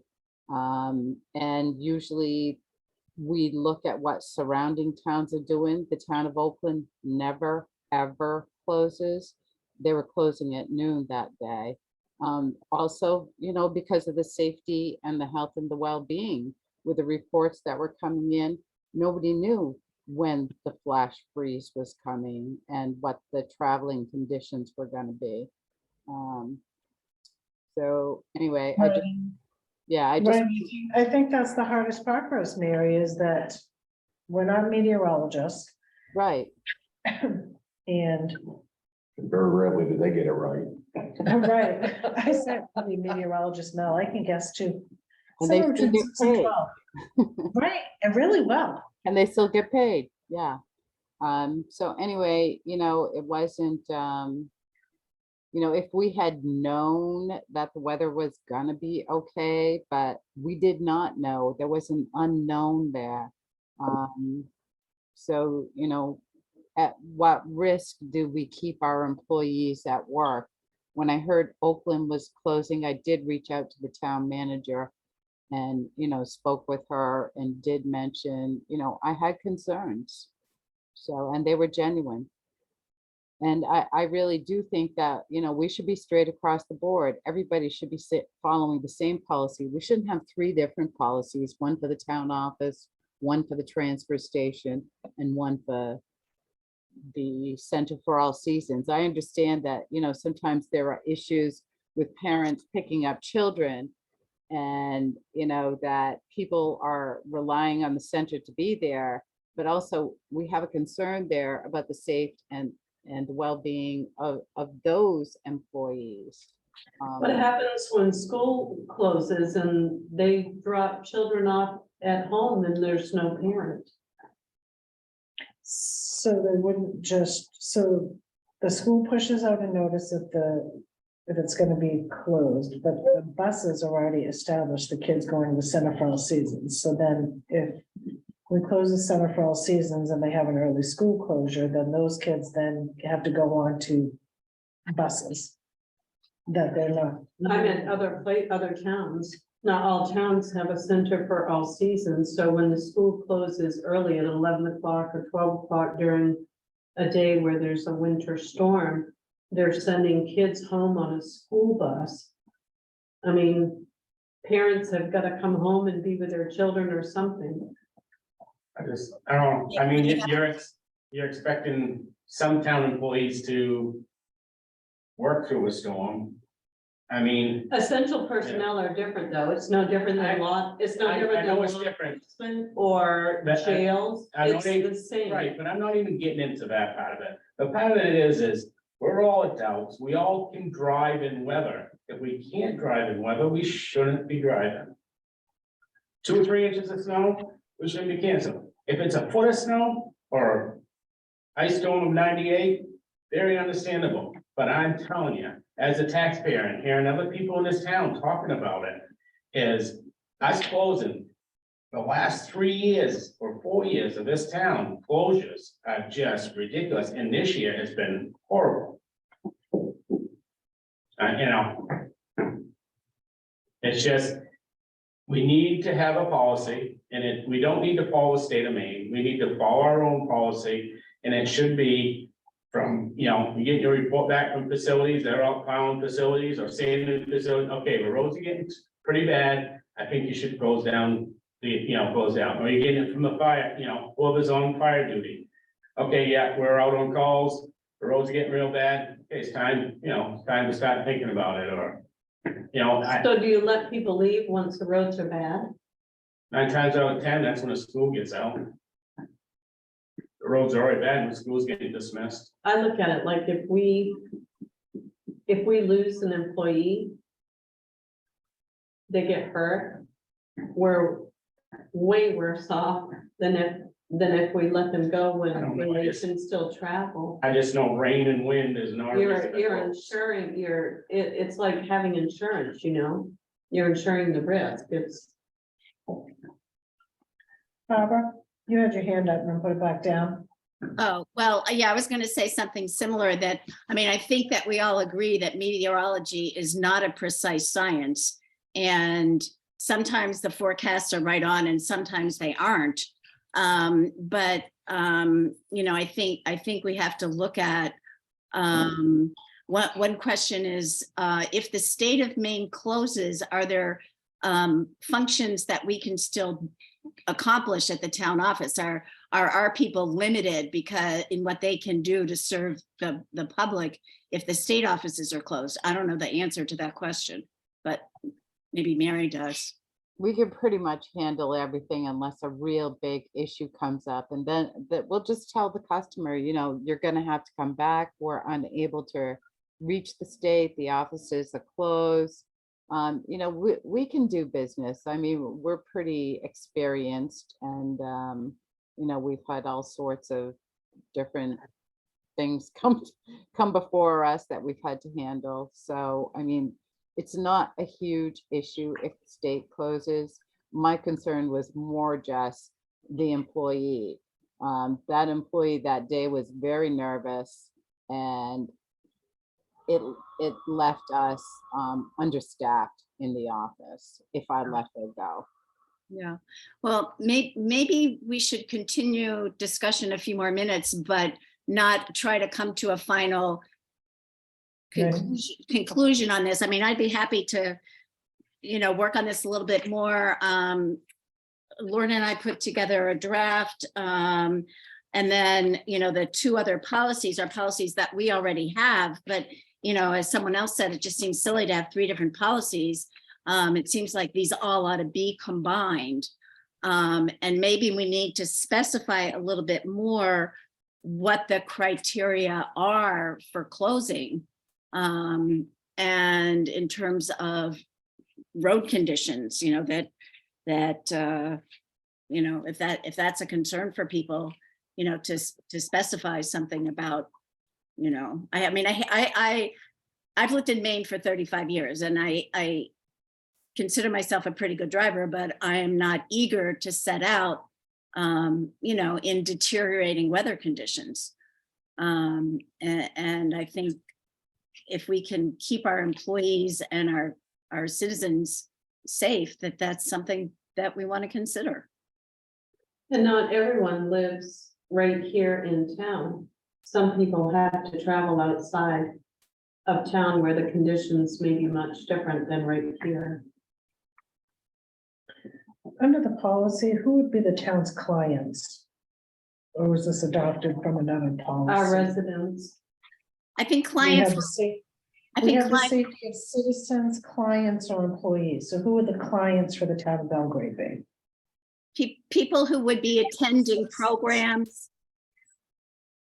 People who would be attending programs at the Center for All Seasons, something like that. That's what I think clients would be. Or people that are attending a program at the library. Yeah, library program. Clients tend to be somebody who pays for something. So, like a yoga class. I mean, the idea in this is to, this is a draft to try to consolidate. So we don't have, separate policy. We don't have 3 separate policies. We can combine them all. And, I didn't do that per se. But, we can, I can work on that some more with, staff if somebody else wants to help flesh this out a little bit more. Well, you could probably put a second page that would spell out the Center for All Seasons and the transfer station, a subsection, so that there's one policy if you want to look for it. You don't have to go looking for each of the individual plans Right. and just incorporate. And if the Center for All Seasons isn't honoring the policy of being open the next day, then let's change the You mean policy. the transfer station, right? I'm sorry, yeah, the transfer station, sorry. So yeah, we should check with Kenny and see how that works, but it would be nice to have a policy, people know where to go and look for it and what the determination is. And So, Well, and I just want to, paying people if we close early. Why? Why do we? I was trying to think, I was sitting here thinking of every job I've essentially ever had in the last 20 some odd years. And the doctor's office, if we closed early, you clocked out and went home. Where I work now, you clock out, you go home. If they close early, which is not very often. But so why would we not just have the same policy if we're requiring people to keep a timesheet and all that? Why would it not be at the end of the day when we've closed it? It's the end of the day. Well, you're penalizing people for something that's not their fault. I mean, I think that in a lot of, Then that's kind of universal, Barbara. Because I can't think of a lot of places that pay people for going home. And maybe we should look to other towns and see what they do. What does the town of Oakland do? What kind of closure policy do they have? What kind of a closure policy does the town of Skowhegan have? They have a recreation center. Do they have an after-school program? I mean, rather than reinventing the wheel, let's look at other municipal policies for closures and how they handle, do you pay your employees? Do employees have to take vacation time? Which, I'm sure that many of us in Belgrade wouldn't mind doing. Versus having to travel out in bad weather. It always has been the understanding though, you know, as Barbara said, we're being penalized because of something beyond our control. So we've always been paid for it ever, you know, I've been there since 1999. We've always been paid for a closure. Well, I know we have, but then I'm just, you know, and I'm just Right. devil's advocate, Mary, I'm questioning why. No, that's fine, and they're all good questions, but maybe we should look at what other towns have that have recreation centers and after-school programs. What does the town of Oakland have? What do other municipalities have for closure policies? Okay, well, I'm happy to continue working on this. I don't think we're ready to put this in any final form, but I think there've been a lot of good comments, so I'm happy to keep working on this. Okay, I think that's a good idea. And we'll get it finished by the time snow season's over. In July. Are you ready for next year? So how are we gonna handle the rest of the storms this winter until you do get a policy in place? I think we fall together. Right. What policies that they're the same as what we've been doing? Question, I don't have a dog in this fight, but I wonder for adult supervision at the Center for All Seasons, if a parent doesn't show up because of difficulty in driving or forgot or whatever, there still has to be a responsibility for the child. And some of that responsibility is teenagers that work the after-school program. Yeah, does our policy cover that situation? If a parent Well, doesn't show up ever. Yeah, the current, We have an one adoption covers policy. it, but, I know we had Sunday town manager down there before. yeah, Yeah. He is another body. I know Wesley's done it. Yeah, Yeah, so. well, but if the. It's very unusual. The parent will show up, the child. Right, or maybe couldn't get there. You know, something like that because of the weather. But I know Anthony, the former town manager, and Wesley both would go in and fill in. Because you also have to make sure that your numbers, that you have enough adult supervision for the number of kids that are there by state law. okay. I know that there was a situation in, it was the storm that was in the middle of December. There was another Friday storm, and it was a day, it was before Christmas, and Dan, we decided to close at noon, and Dan was able to contact the RSU, and so the kids were all redirected. There is, I think Dan does have a contingency plan about, if we close, if the building is closed, parents are notified. But I mean, he obviously would not leave the kids in the lurch.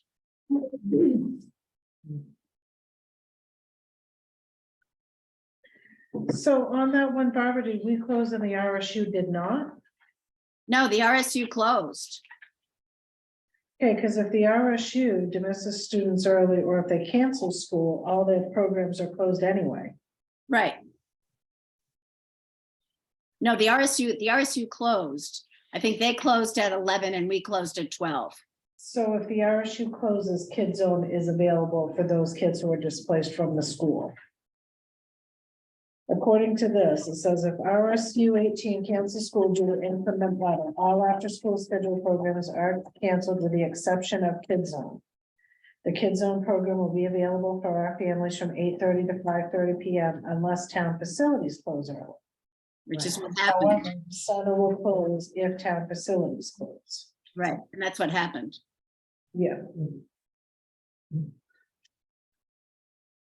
I think this will be something you can work on, Barbara, while your legs in the air. You Because can't go because you're anywhere. convalescing. Because you're convalescent, yeah. Okay. Not everyone knows she's having surgery. All right. I'm not leaving my house for the next 3 weeks, so I'll get a lot done. Okay, so next up, the mooring Oh. ordinance. Sarah, did you have something? I saw you had your hand up. Oh, I appreciate that you guys revisiting this policy.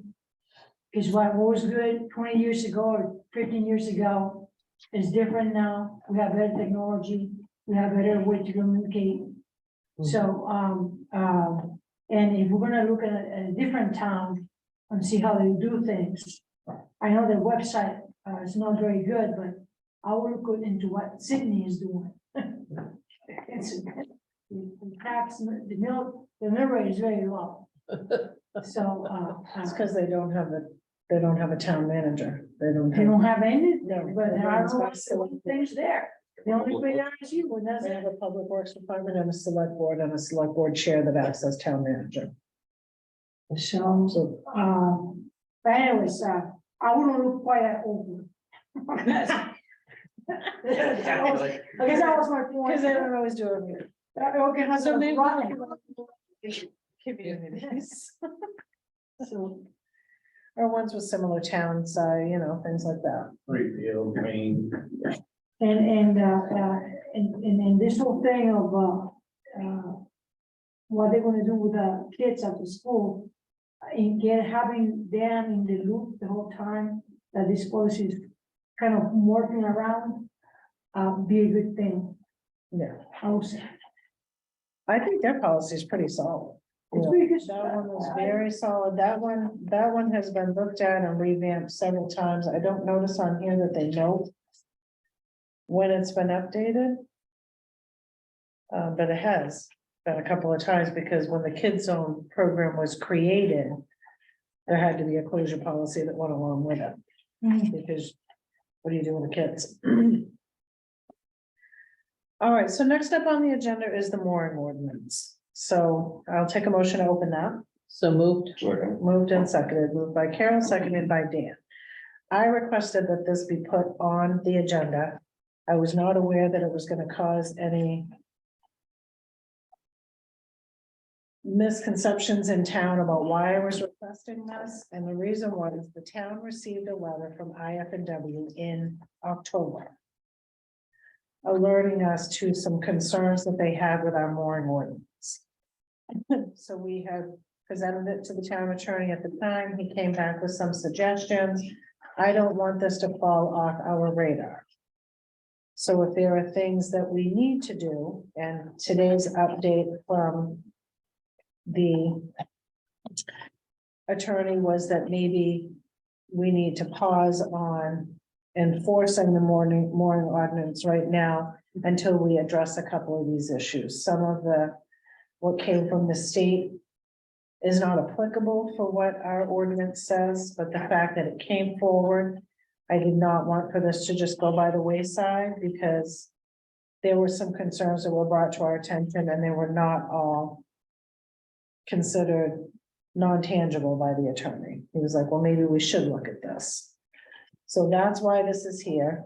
I was worried that the folks from the Lakes Committee were gonna feel like all the work that they did, that we were like, but that was not the case. I just want to make sure that we identify any issues that have been brought forward.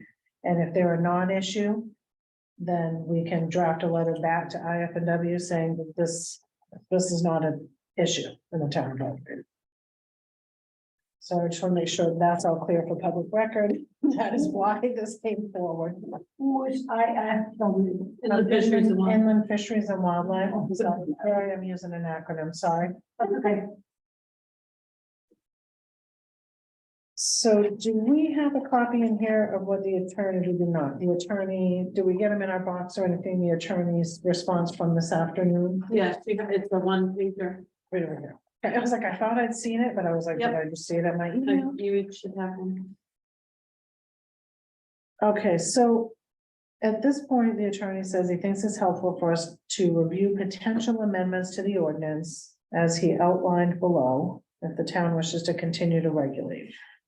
Was there more to this? Is there something outlined below? That should be in your page number 3.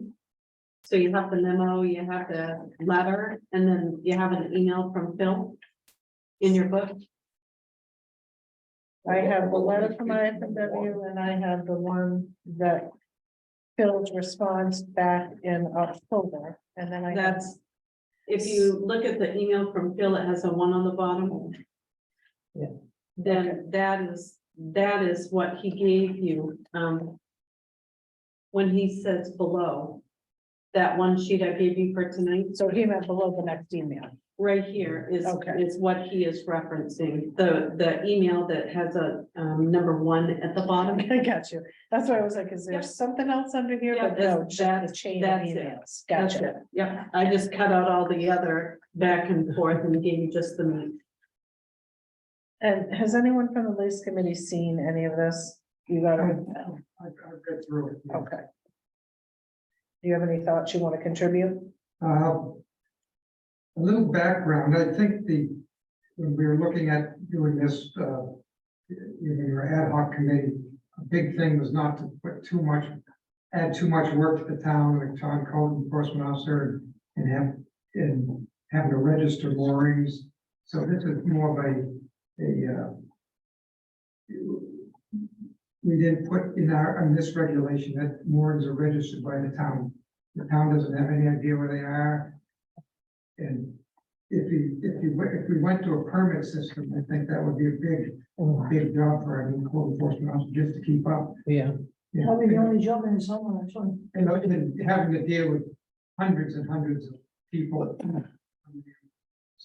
Anything we can do to avoid that and still maintain, it looks like we can have one mooring per property without a permit system. You know, in the paragraph 1. Yep.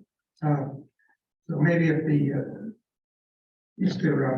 Saucier can just kind of clarify it, what would a new ordinance look like that meets with the towns, with the state statutes? And that way it would give us some, rather than us telling him what we want, telling him what could be, telling us what could be. I think one of the things at the bottom was non-resident moorings, so. Which you'd have, in some cases, if you had a mooring ordinance that had permits. And you'd have to allocate space in the town for non-residents to have moorings. Non-residents and non-commercial, right? Right, so that'd be difficult, so we wanted to keep it simple. And I think if we could hear back, what from the town attorney, what would work, that would give us something to evaluate. So are you feeling like, I don't know that this will have to go back to the Lakes Committee for you to review. Exactly. So, because your charge was done as the ad hoc committee and then turned into the Lakes Committee. So did you get in your packet the initial response? From the state, No, from the attorney. I've got the one dated October 14th. Yep, okay. And then today he says, I believe Anthony worked with the Lakes Committee on this, so it might be worth bringing this back to the group that worked on the original version. You may also want to call IFW to discuss potential solutions. They may be willing to attend a meeting with the board, which could be helpful. In the interim, given the department's concerns, I think it's prudent to take a non-enforcement approach to the current ordinance until the town makes a decision on how to move forward. So Hans, did you have anything, Dan said that he spoke to you earlier in the? That's a couple weeks ago. Yeah, I agree with Phil from the beginning that until we sort out what the state likes, that we do take a non-enforcement position on what we've written. The state has some guidelines that, basically revolve around safety. And I think if we just right now stick to the safety part of it and enforce the safety rules and stay away from the property owner's assignment of moorings to other people. That's what the state really didn't like, is that, the lakes are state property. And when we allow a resident property owner to assign permissions to another person, that's kind of giving somebody authority to assign state property to a friend or themselves. So anyhow, the safety part is like the channels, the waterways of the Mill Stream have to be kept clear. You know, somebody can't just drop an anchor and stay there for the night. So, and that and proximity, like putting a mooring out too far or being in a high traffic area that becomes a hazard. You know, we can regulate those things without any, town of Belgrade stipulation. That's all written in the state law or state ordinance. So anyhow, that's where I am. I think there also, you had mentioned, having something having to do with property lines and how they actually extend out into the water.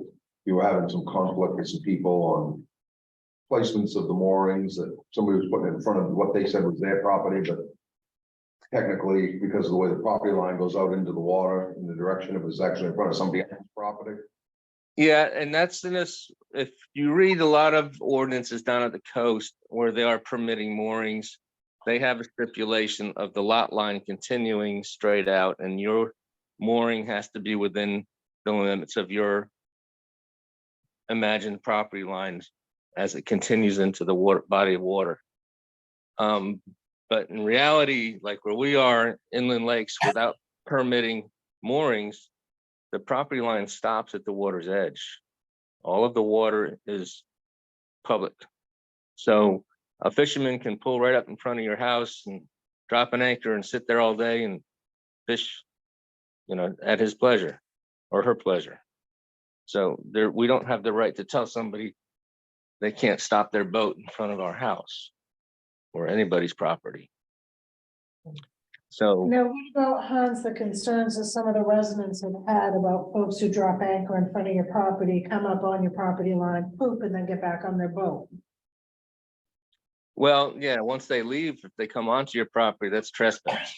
That's a different thing, but being on the water, there's safety regulations where they can't be water skiing within 200 feet. There's speed limits within 200 feet of land. You have to be wake speed only. So again, that's where we go back to the safety regulations versus a mooring ordinance.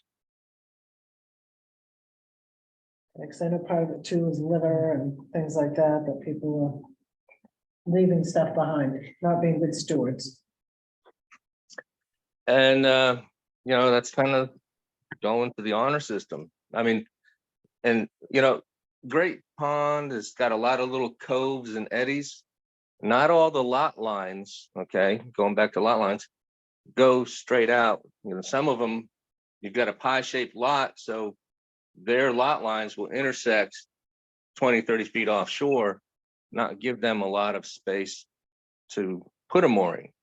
So if you try to enforce that lot line theory, you're going to have more and more headaches. You're going to have people fighting neighbors. So it's So Hans, not taking it.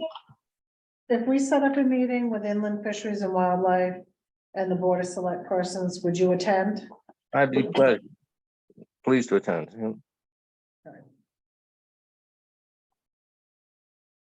So that is probably the next step that we need to do, is talk to Inland Fisheries and Wildlife. We'd have the Lakes Committee members attend as well. And that way we have all the stakeholders in the same room. I think the two mooring piece came in because oftentimes you might have a neighbor who lives behind you, has always had a mooring right in front there, so you want to accommodate that type of situation where,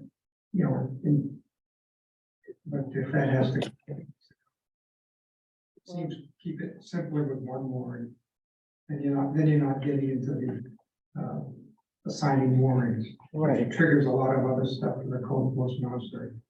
I think before we do it, the state should have their way in, and so we're not doing this twice. Right, I agree. Well, the state regulation is very firm about one mooring per property, unless that is a conforming property a conforming property is greater than 200 feet of waterfront, then they can have 2 moorings per conforming lot.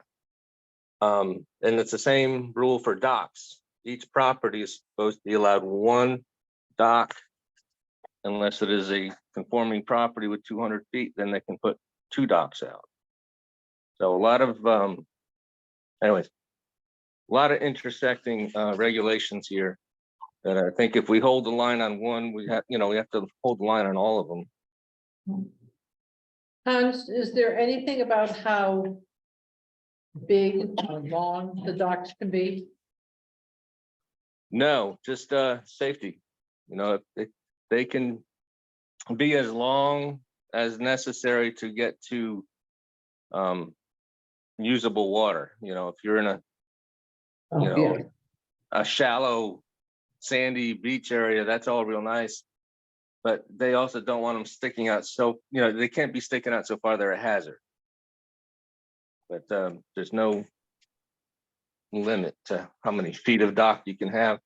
There is a regulation to how wide your dock can be. They want them to be less than 6 feet wide. So, And, and any,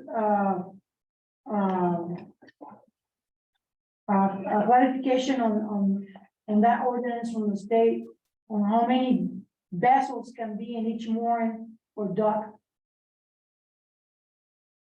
nope. The You only, can have 100 boats in the same dock? yeah, if the dock's long enough, yeah. And as far as moorings go, you can put what you want on your mooring so long as it does not, like in a heavy wind, cause the mooring to drag, to move. Once you exceed the anchoring, the mooring capacity, then it's a violation. So you literally can tie 3-5 boats to the same mooring. Yeah, you can have one and then attach, from nose to tail, have a string of, make a whole parade if you'd like. I But have, again, if the wind drags that mooring, then, there's a violation. All right, Barbara? I have a question. I mean, Hans seems very knowledgeable about this. Would it make sense for him to flag these, the issues that are of concern? And have a preliminary step before the select board. I'm not sure of the point of getting IF&W together with the select board, if this is something that Hans can work out with IF&W. Yeah, I can try. I mean, because I do there's segments of our mooring ordinance that I believe are beneficial for the town. And, and again, going back to reserving, keeping the channels clear from just everybody coming and dropping an anchor, especially if there's a storm coming, and filling up the mill stream and getting so many boats in there that they're knocking together during the storm. So, but it seems like it's just a couple of issues that IF&W raised and Phil Socher thought should be checked out. But I mean, I'd be happy to let Hans take a go at it. Well, with the mooring. Oh, with the mooring committee. A member of the mooring committee is here with me, unidentified. Lenny Reich is part of the meeting. that's fine. That works fine, because our ordinance does assign a certain moorings in the mill stream to Bright Side, I think the Village Inn, or No, it's Seven Bright, Lakes Alliance. yeah, it's Bright Side Lakes, Seven Lakes Alliance, and Peter McManus Great Pond Yacht Club. Okay. And that in itself might be permitting. Okay, because it's written in the ordinance. Uh-huh. So there, I would be happy to sit together and make a phone call with a company. But the moorings committee is transformed into the lakes committee, right? More or less. Sort of. I say we just let Hans work with the IFW to see what they want us to do. And then go from there. I'm gonna say, I think Hans could, Yeah. Okay. They can bring it Hans back. could meet with the lakes and IFW. I think I'm fine with that. So Hans, are you comfortable being the preliminary, making the phone I'm fine. calls? W, see what they need, bring that back to the board? I'm happy to do that. All right. At which time we will invite the Lakes Committee to be part of that, alert you to the fact that it's discussed at that, and then if it has to go back for review and that, then we have everybody involved. If we get something in writing from IFW is actually what they want, then we can all forward a copy over our way to have it. look Oh, at. absolutely. I don't want anything just verbal. Put it in writing. Document. We- All right, next up, we have the annual appointment for the animal control officer, almost acronym again there, Sarah. I'll take a motion, to open that item. So moved. So, All right, moved by Carol, seconded by Barbara. I will make a motion that we appoint Jeffrey Worthing, correct? Is his full name, Jeffrey Worthing, for animal control officer from January 1, 2023 through December 31, 2023. we would like to discuss making a change. I think to go out and deal with some of these animals and everything else, I think $15 an hour is a little steep. So one of the. So there's two different parts to that, I think. So we have the annual appointment.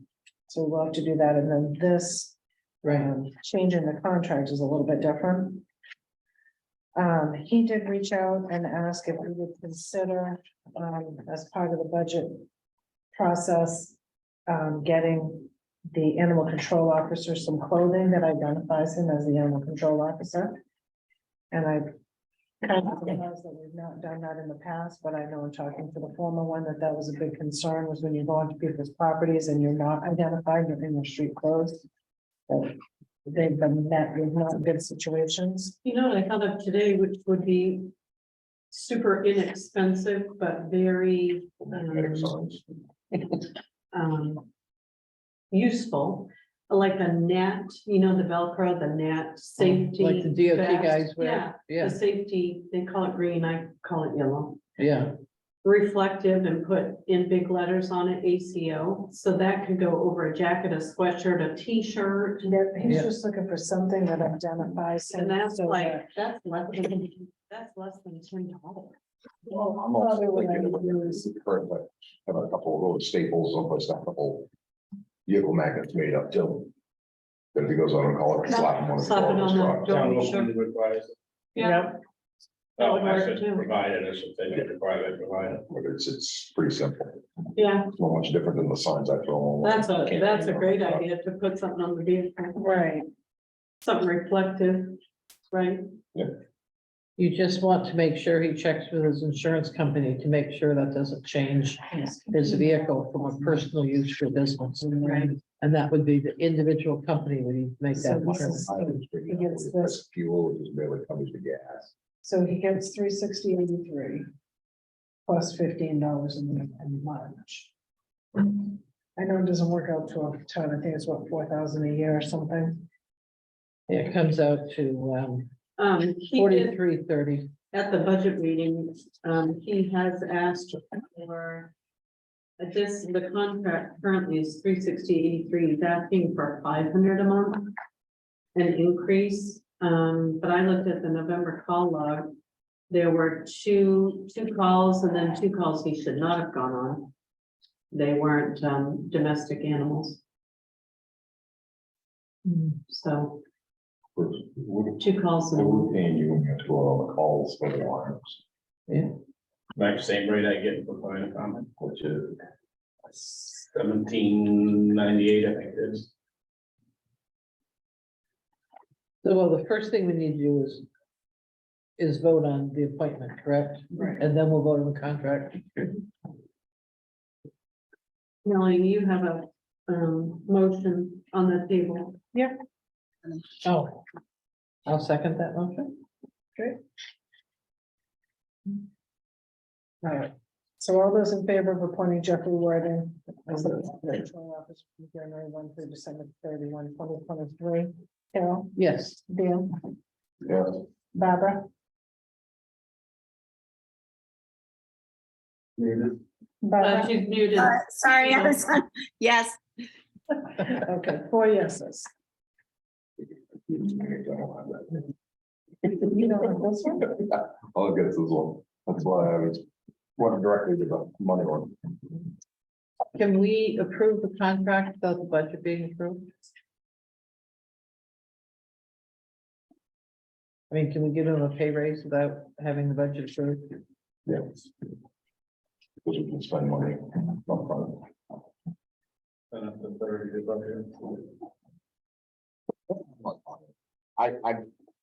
I don't think we should go to the 500 flat. I think we should give him that and then bump, if he has to go on a call, bump up hourly a little bit. Because that would be tied to individual calls. And so where do you want to bump the hourly to? To 18 an hour? You know, I mean, I'd go 17. I don't want to go above what we're paying Bruce and other people, but I mean, a couple dollars more an hour. Price of fuel is ridiculous. Well, they get 17 an hour plus their mileage. Plus your mileage, but I guarantee that mileage isn't. That mileage is probably not even covering the I was gas, gonna say, isn't covering what you're spending. and you got wear and tear on your own personal vehicle. I'd say 17 or 18. That's all. That'd be my recommendation. I would think it's worth, what you pay Bruce to go out to an alarm call. You know, versus dealing with dogs. Stuff. That's to work, but it sounds so like that's. So your recommendation is 17 an hour? Well, I mean, are we exactly what, I mean, you know? I would probably go with the, but, 18. yeah, 18. I guess I went through the drive-through at McDonald's today and they're starting at 18 an hour. So that's where it popped into my head. Some of them are $20. I know. But, But yeah, I would prefer to do that than the flat increase, right, because I'm gonna tie the increase to your actual calls. I'm okay, you are making that motion? I'll second his motion. Okay, is there any further discussion on that? We'll change it to, yeah. Is Jeff here? No, he went out on a rescue call, I don't know if they're that, yeah, I put him on silence, so I don't know if they cleared it.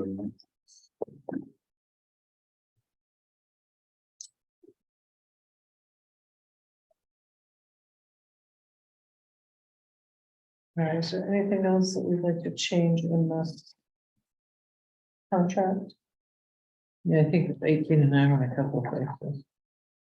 It's in the second paragraph, partway down, and it's again, Yeah, down on the third paragraph is Yeah. 18 an hour. Some type, is a identification clothing in that contract, or is that something separate? So there's a separate inventory of equipment. So we're gonna address the clothing item at the January 10th meeting. I do think there may be more than one article of clothing that identifies them as ACO. It's probably a good idea. I mean, we have a contract, I mean, a layout right at the, B&B anyways. Yeah, but I don't know as I buy a bunch of different stuff like shirts and stuff. I think buying Yeah, and he wasn't, fluorescent vest that you could throw over whatever you're and wearing. he was Yeah. not asking for that. He just said, Melanie, can there be a line item with some article of clothing that identifies me as animal control officer so that when you Right. approach people's properties and you're Yeah. in your, He had an Yeah, issue with right. the weights. well, and our former one did where somebody met her on the Same porch place. with a couple of guns. Same So, place. yeah, So, and that's the reality. We live in Maine and we're rural. And when people come onto your property after dark, you know, Yeah, and probably should say animal control officer instead of ACO, because someone's gonna go, Yeah, Animal control officer. what's an A, you know, or just animal control town of Belgrade. yeah. Yeah, yeah, so I would do that, and I would consider getting some fresh on a couple. yeah, those ordinance aren't too bad, so I think that's a good idea too. So,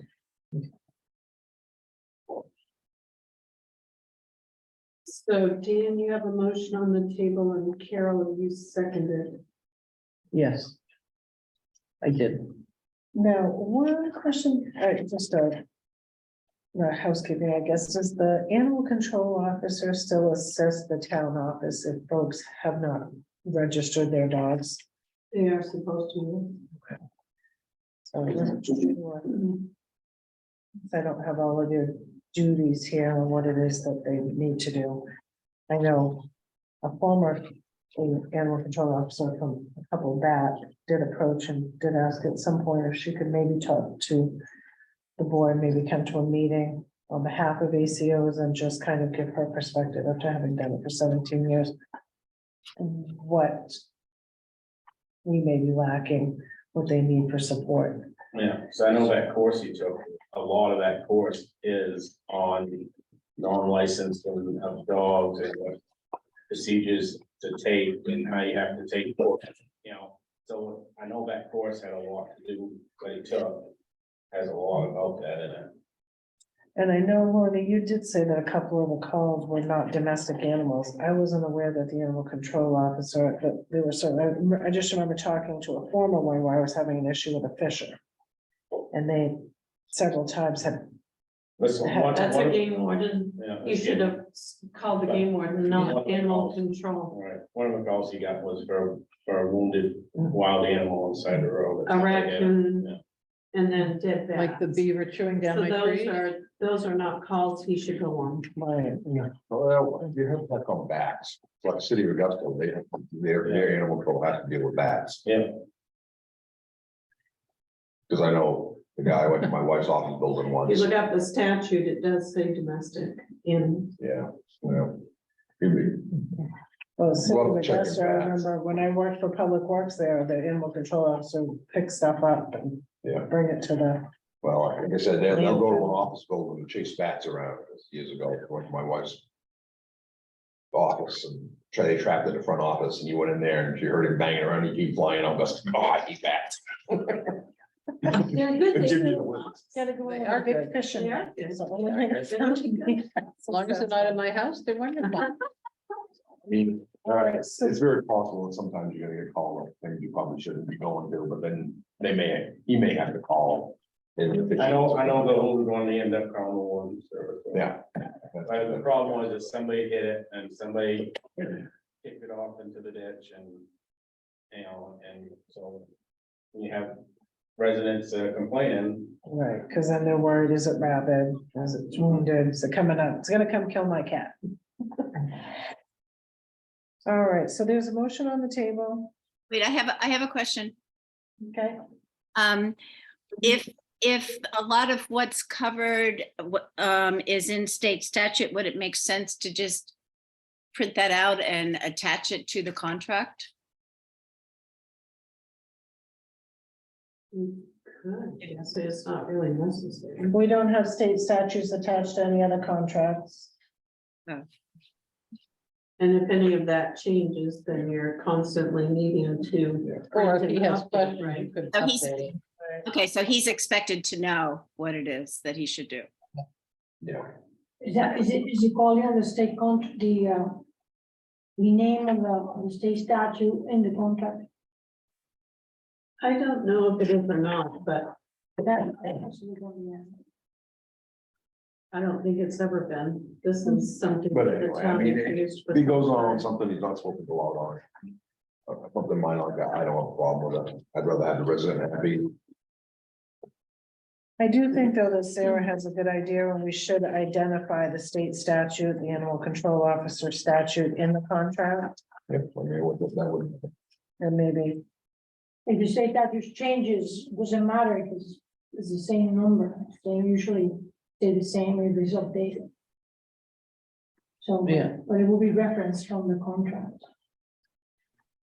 Yeah, because it says he agrees to obtain and maintain a certification as an animal control officer and comply with all applicable federal, state, and local statutes, laws, rules, regulations, codes, ordinances, orders, and resolutions. There's in a the lot. performance of his duties. There's a lot. A lot. Probably the place to insert those would be between that and the term of appointment.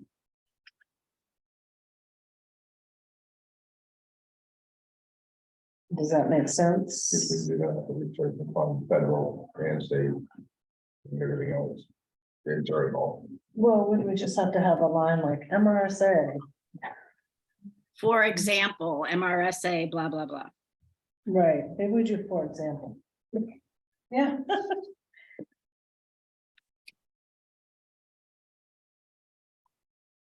Okay. So do we want to tweak this and bring this back to our next meeting and just go over the changes and see if there's anything else that jumps out, or are we comfortable just saying, just do this way and check in the state I statute? said just do it that way. Okay. We're not making that many changes, changing No, nothing. dollar amount, changing, adding in the state statute on the statutes. So, I'm fine with going as, you'd be responsible for the TV thing. Yeah. What's that? Was this like an Amazon gift list? That's where we ordered everything. Okay, 'cause if somebody's getting a TV and some hanging file folders.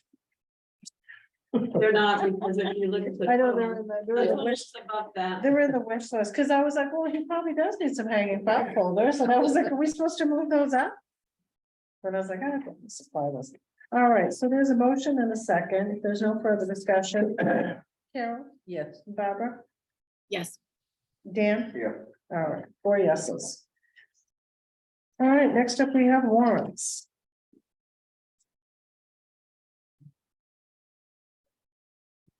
We had updated papers at your places. We added a BMG warrant. And an AP, no, hero warrant. thank you, Jack. Good night, Jack. Drive careful in that rain, okay? Vehicle. Hey, Jack, you wanna sign my paperwork for me? Sure.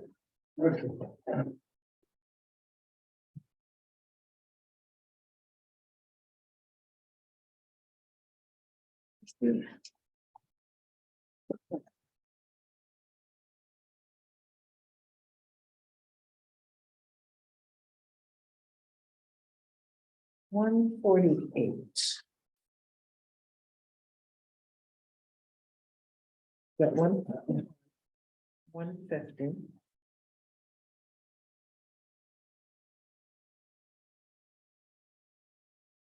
$148.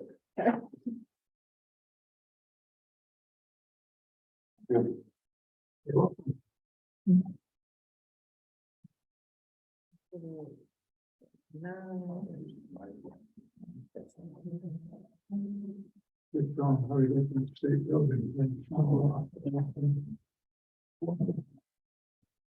No, Jack. Night, Jack. Have a good evening. All right, so the first warrant is warrant number 148 in the amount of $850.81. I'll make that motion. Second, That is state of Maine DMV. So moved and seconded. Is there any discussion? Seeing none. Barbara? Yes. yes, Dan? Yes, All right, 4 yeses. Next, we have payroll warrant number 149. And that is in the amount of $17,088. Oh, hold on a moment. Taxes. Taxes. I was like, wait, total payroll says 17 and up here says check number is 20,003. Usually this bottom number is the one. it's 1,303. 30307, okay. All right, so warrant number 149 in the amount of $20,303.07. I'll make that motion. second, All right, motion and seconded. There's no discussion. All those in favor, Barbara, Yes. Carol, Yes, Dan? Yes. All right, 4 yeses. All right, then we have AP warrant number 150. Make a motion. second, All right, moved and seconded. That is open for discussion.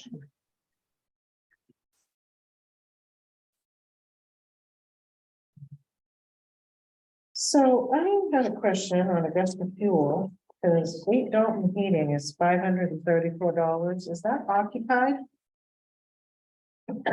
it's just filling the fuel tank. Corey, you're still there? It's still heated. Is it heated above like 50 degrees? Corey?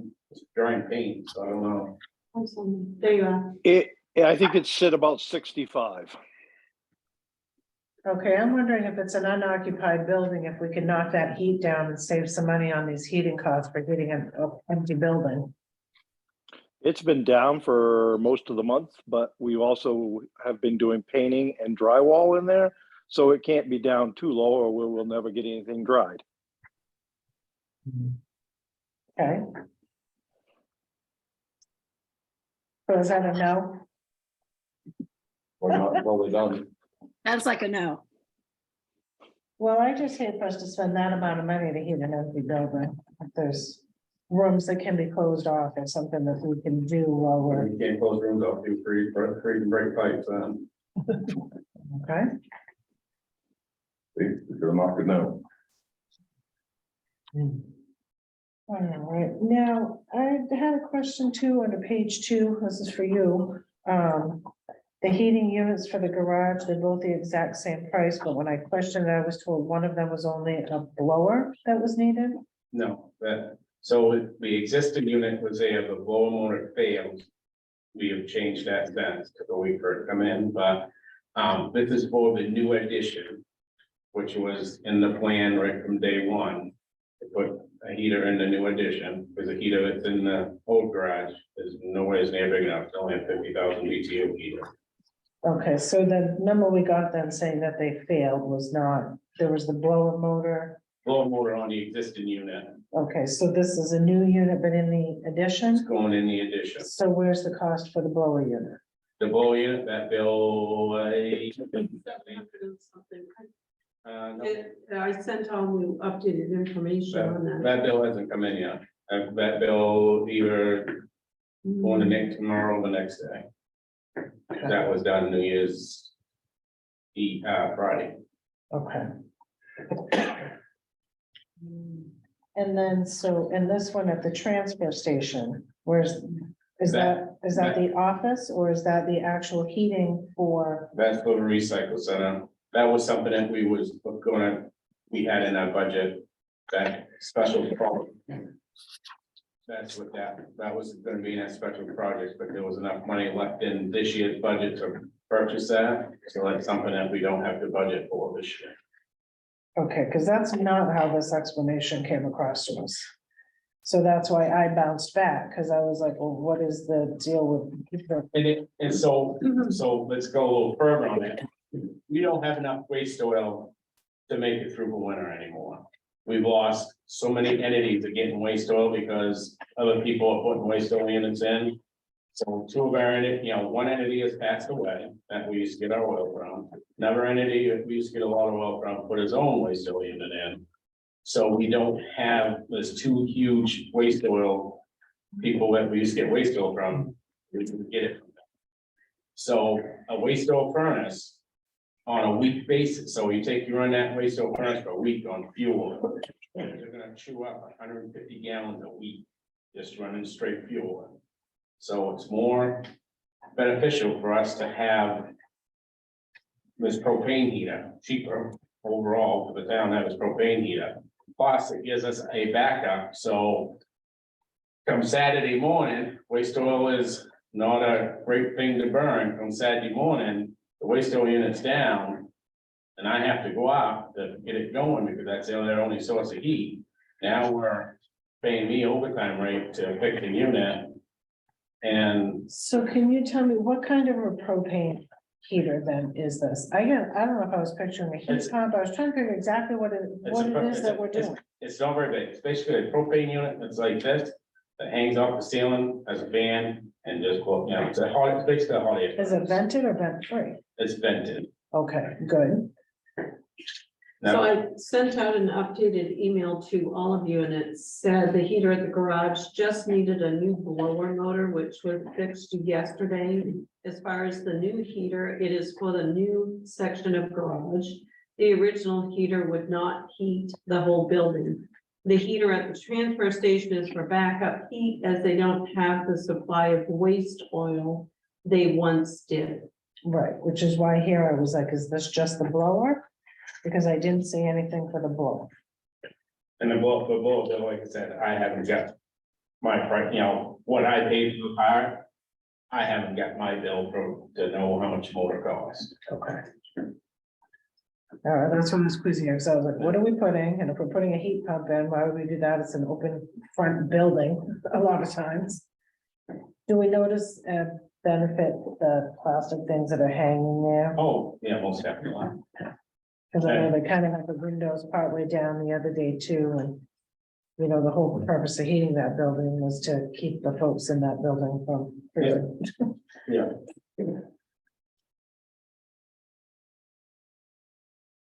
Yeah, the reason I had to put the windows down a little bit the other day is the door they normally use for commercial haulers and excess recycling, the door broke, so they had to use a south door.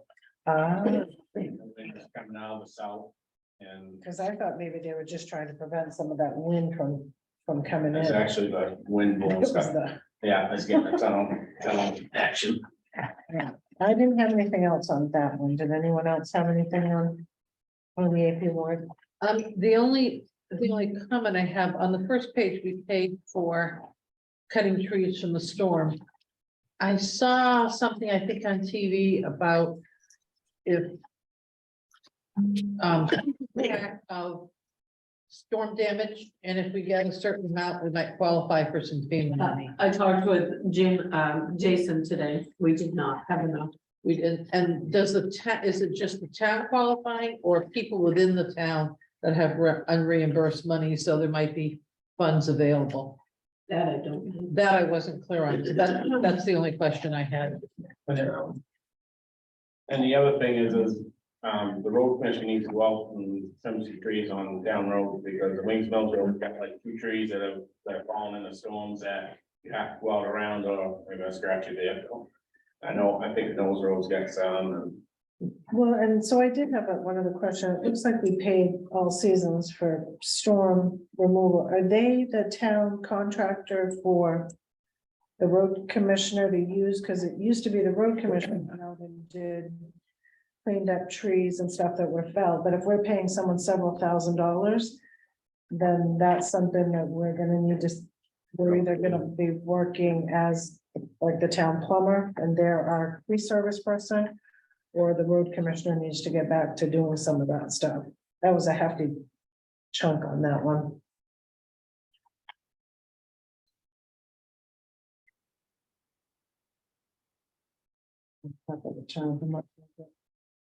Oh, we didn't. Yeah, $3,225. We paid for that. So probably, we must have an itemized list there, Lorna, of where the trees were that were done. It's all seasons. Yeah, so should be fairly It close should to be the near the top. top. I mean, we used to, road commission used to do it, and then they used to haul the trees and cut it up into Trailer lengths and and firewood. put it over there at the town office, transfer station, and if somebody that needed firewood. We were using it to supply firewood. And I know, I think what's happened is just over the years as stuff is. Cutting hanging limbs and trees from storm, 8.5 hours, 8.5 hours, 4.5 hours. Wonder if we can get a better list. They don't break anything up. Jason should have a list of what roads we sent. 21.5 hours at 150 an hour. Okay, so let's just check back with Jason and see what he gave them for where it needed to be done. Yeah, I think they did use a bucket truck. I think a lot of it was on the Dunn Road. If it wasn't trees that were down, if it was old stuff that was hanging, Hanging over. then they'd have to contract it out for somebody with a bucket truck. But right now, these trees I'm talking about, have been there, some of them been there for 2 weeks. You know, Probably just take a ride around all the roads, because I mean, during the storms, fire department goes out and chops one off at the edge of the road. yeah, we don't grow all the way back. And that's what they get left, so next time the plow goes through, it's snowing, they're gonna be hitting them, so. Probably, I think, making a trip around. Alright. Well. AP warrant number 150 in the amount of $77,467.82. We got away with $462, we feel pretty good. I'll second that. All right, we're just like, we've already done the discussion on that one, so all those in favor. Barbara, did you have anything to discuss on that one? No, I didn't have any questions on it. Okay, all right, are you in favor then? Yes. Okay, perfect. Dan, Yes, Carol? Yes. All right, 4 yeses on that one. All right, payroll warrant number 1. Gonna start with a clean slate. All right, and the total amount on that is. Okay, so now this is my question. So the last payroll warrant, want to come over here for a minute, so I can show you what my question was. Yes, I don't want to mess up the mojo here. So. This payroll warrant, this is the total amount. This says total payroll, but this is what we just approved. Mhm. This payroll warrant.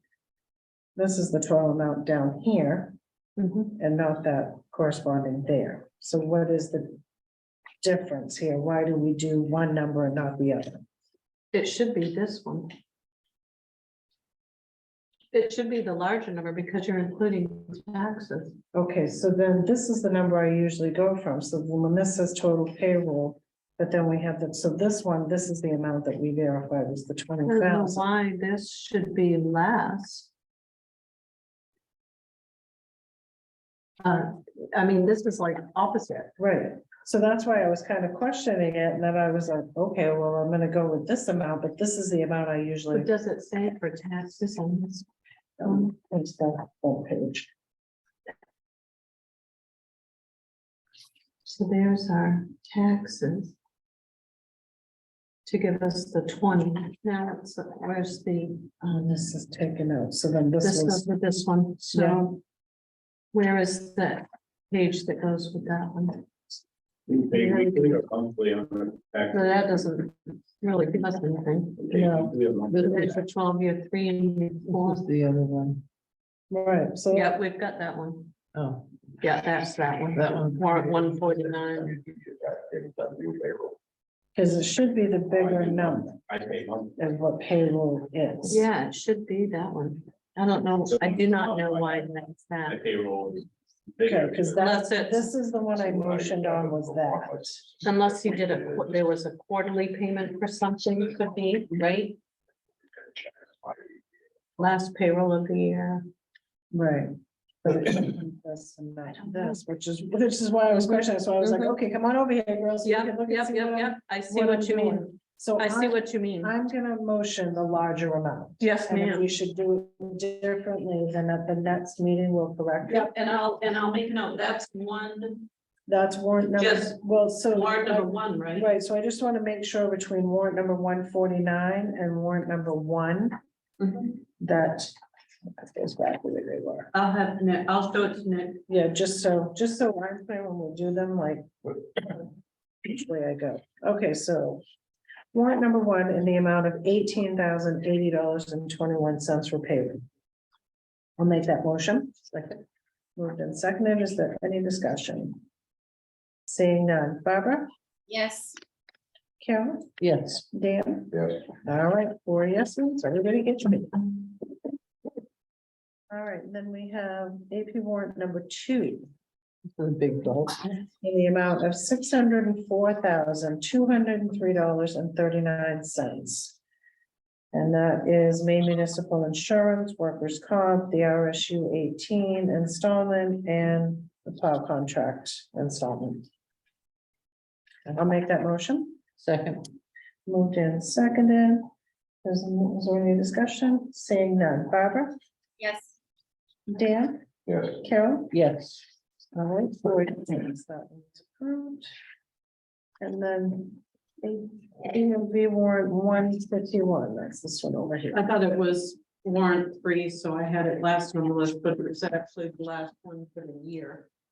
Last B&B warrant for 2022. Okay, by the records. Okay, so warrant number 151 in the amount of $16,808.15. I will make that motion. Second. Okay, moved and seconded. Is there any discussion? Seeing none. Barbara, Yes. Dan, Yeah. Carol? Yes. All right, 4 yeses. All right. Now we have, next up is the town manager report. Short and sweet.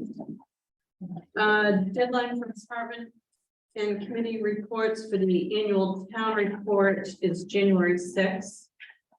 Auditors will be here the week of January 9th, so they're coming in next week, and I think Melanie, you're meeting on Wednesday, right, the 11th? Yep. With them.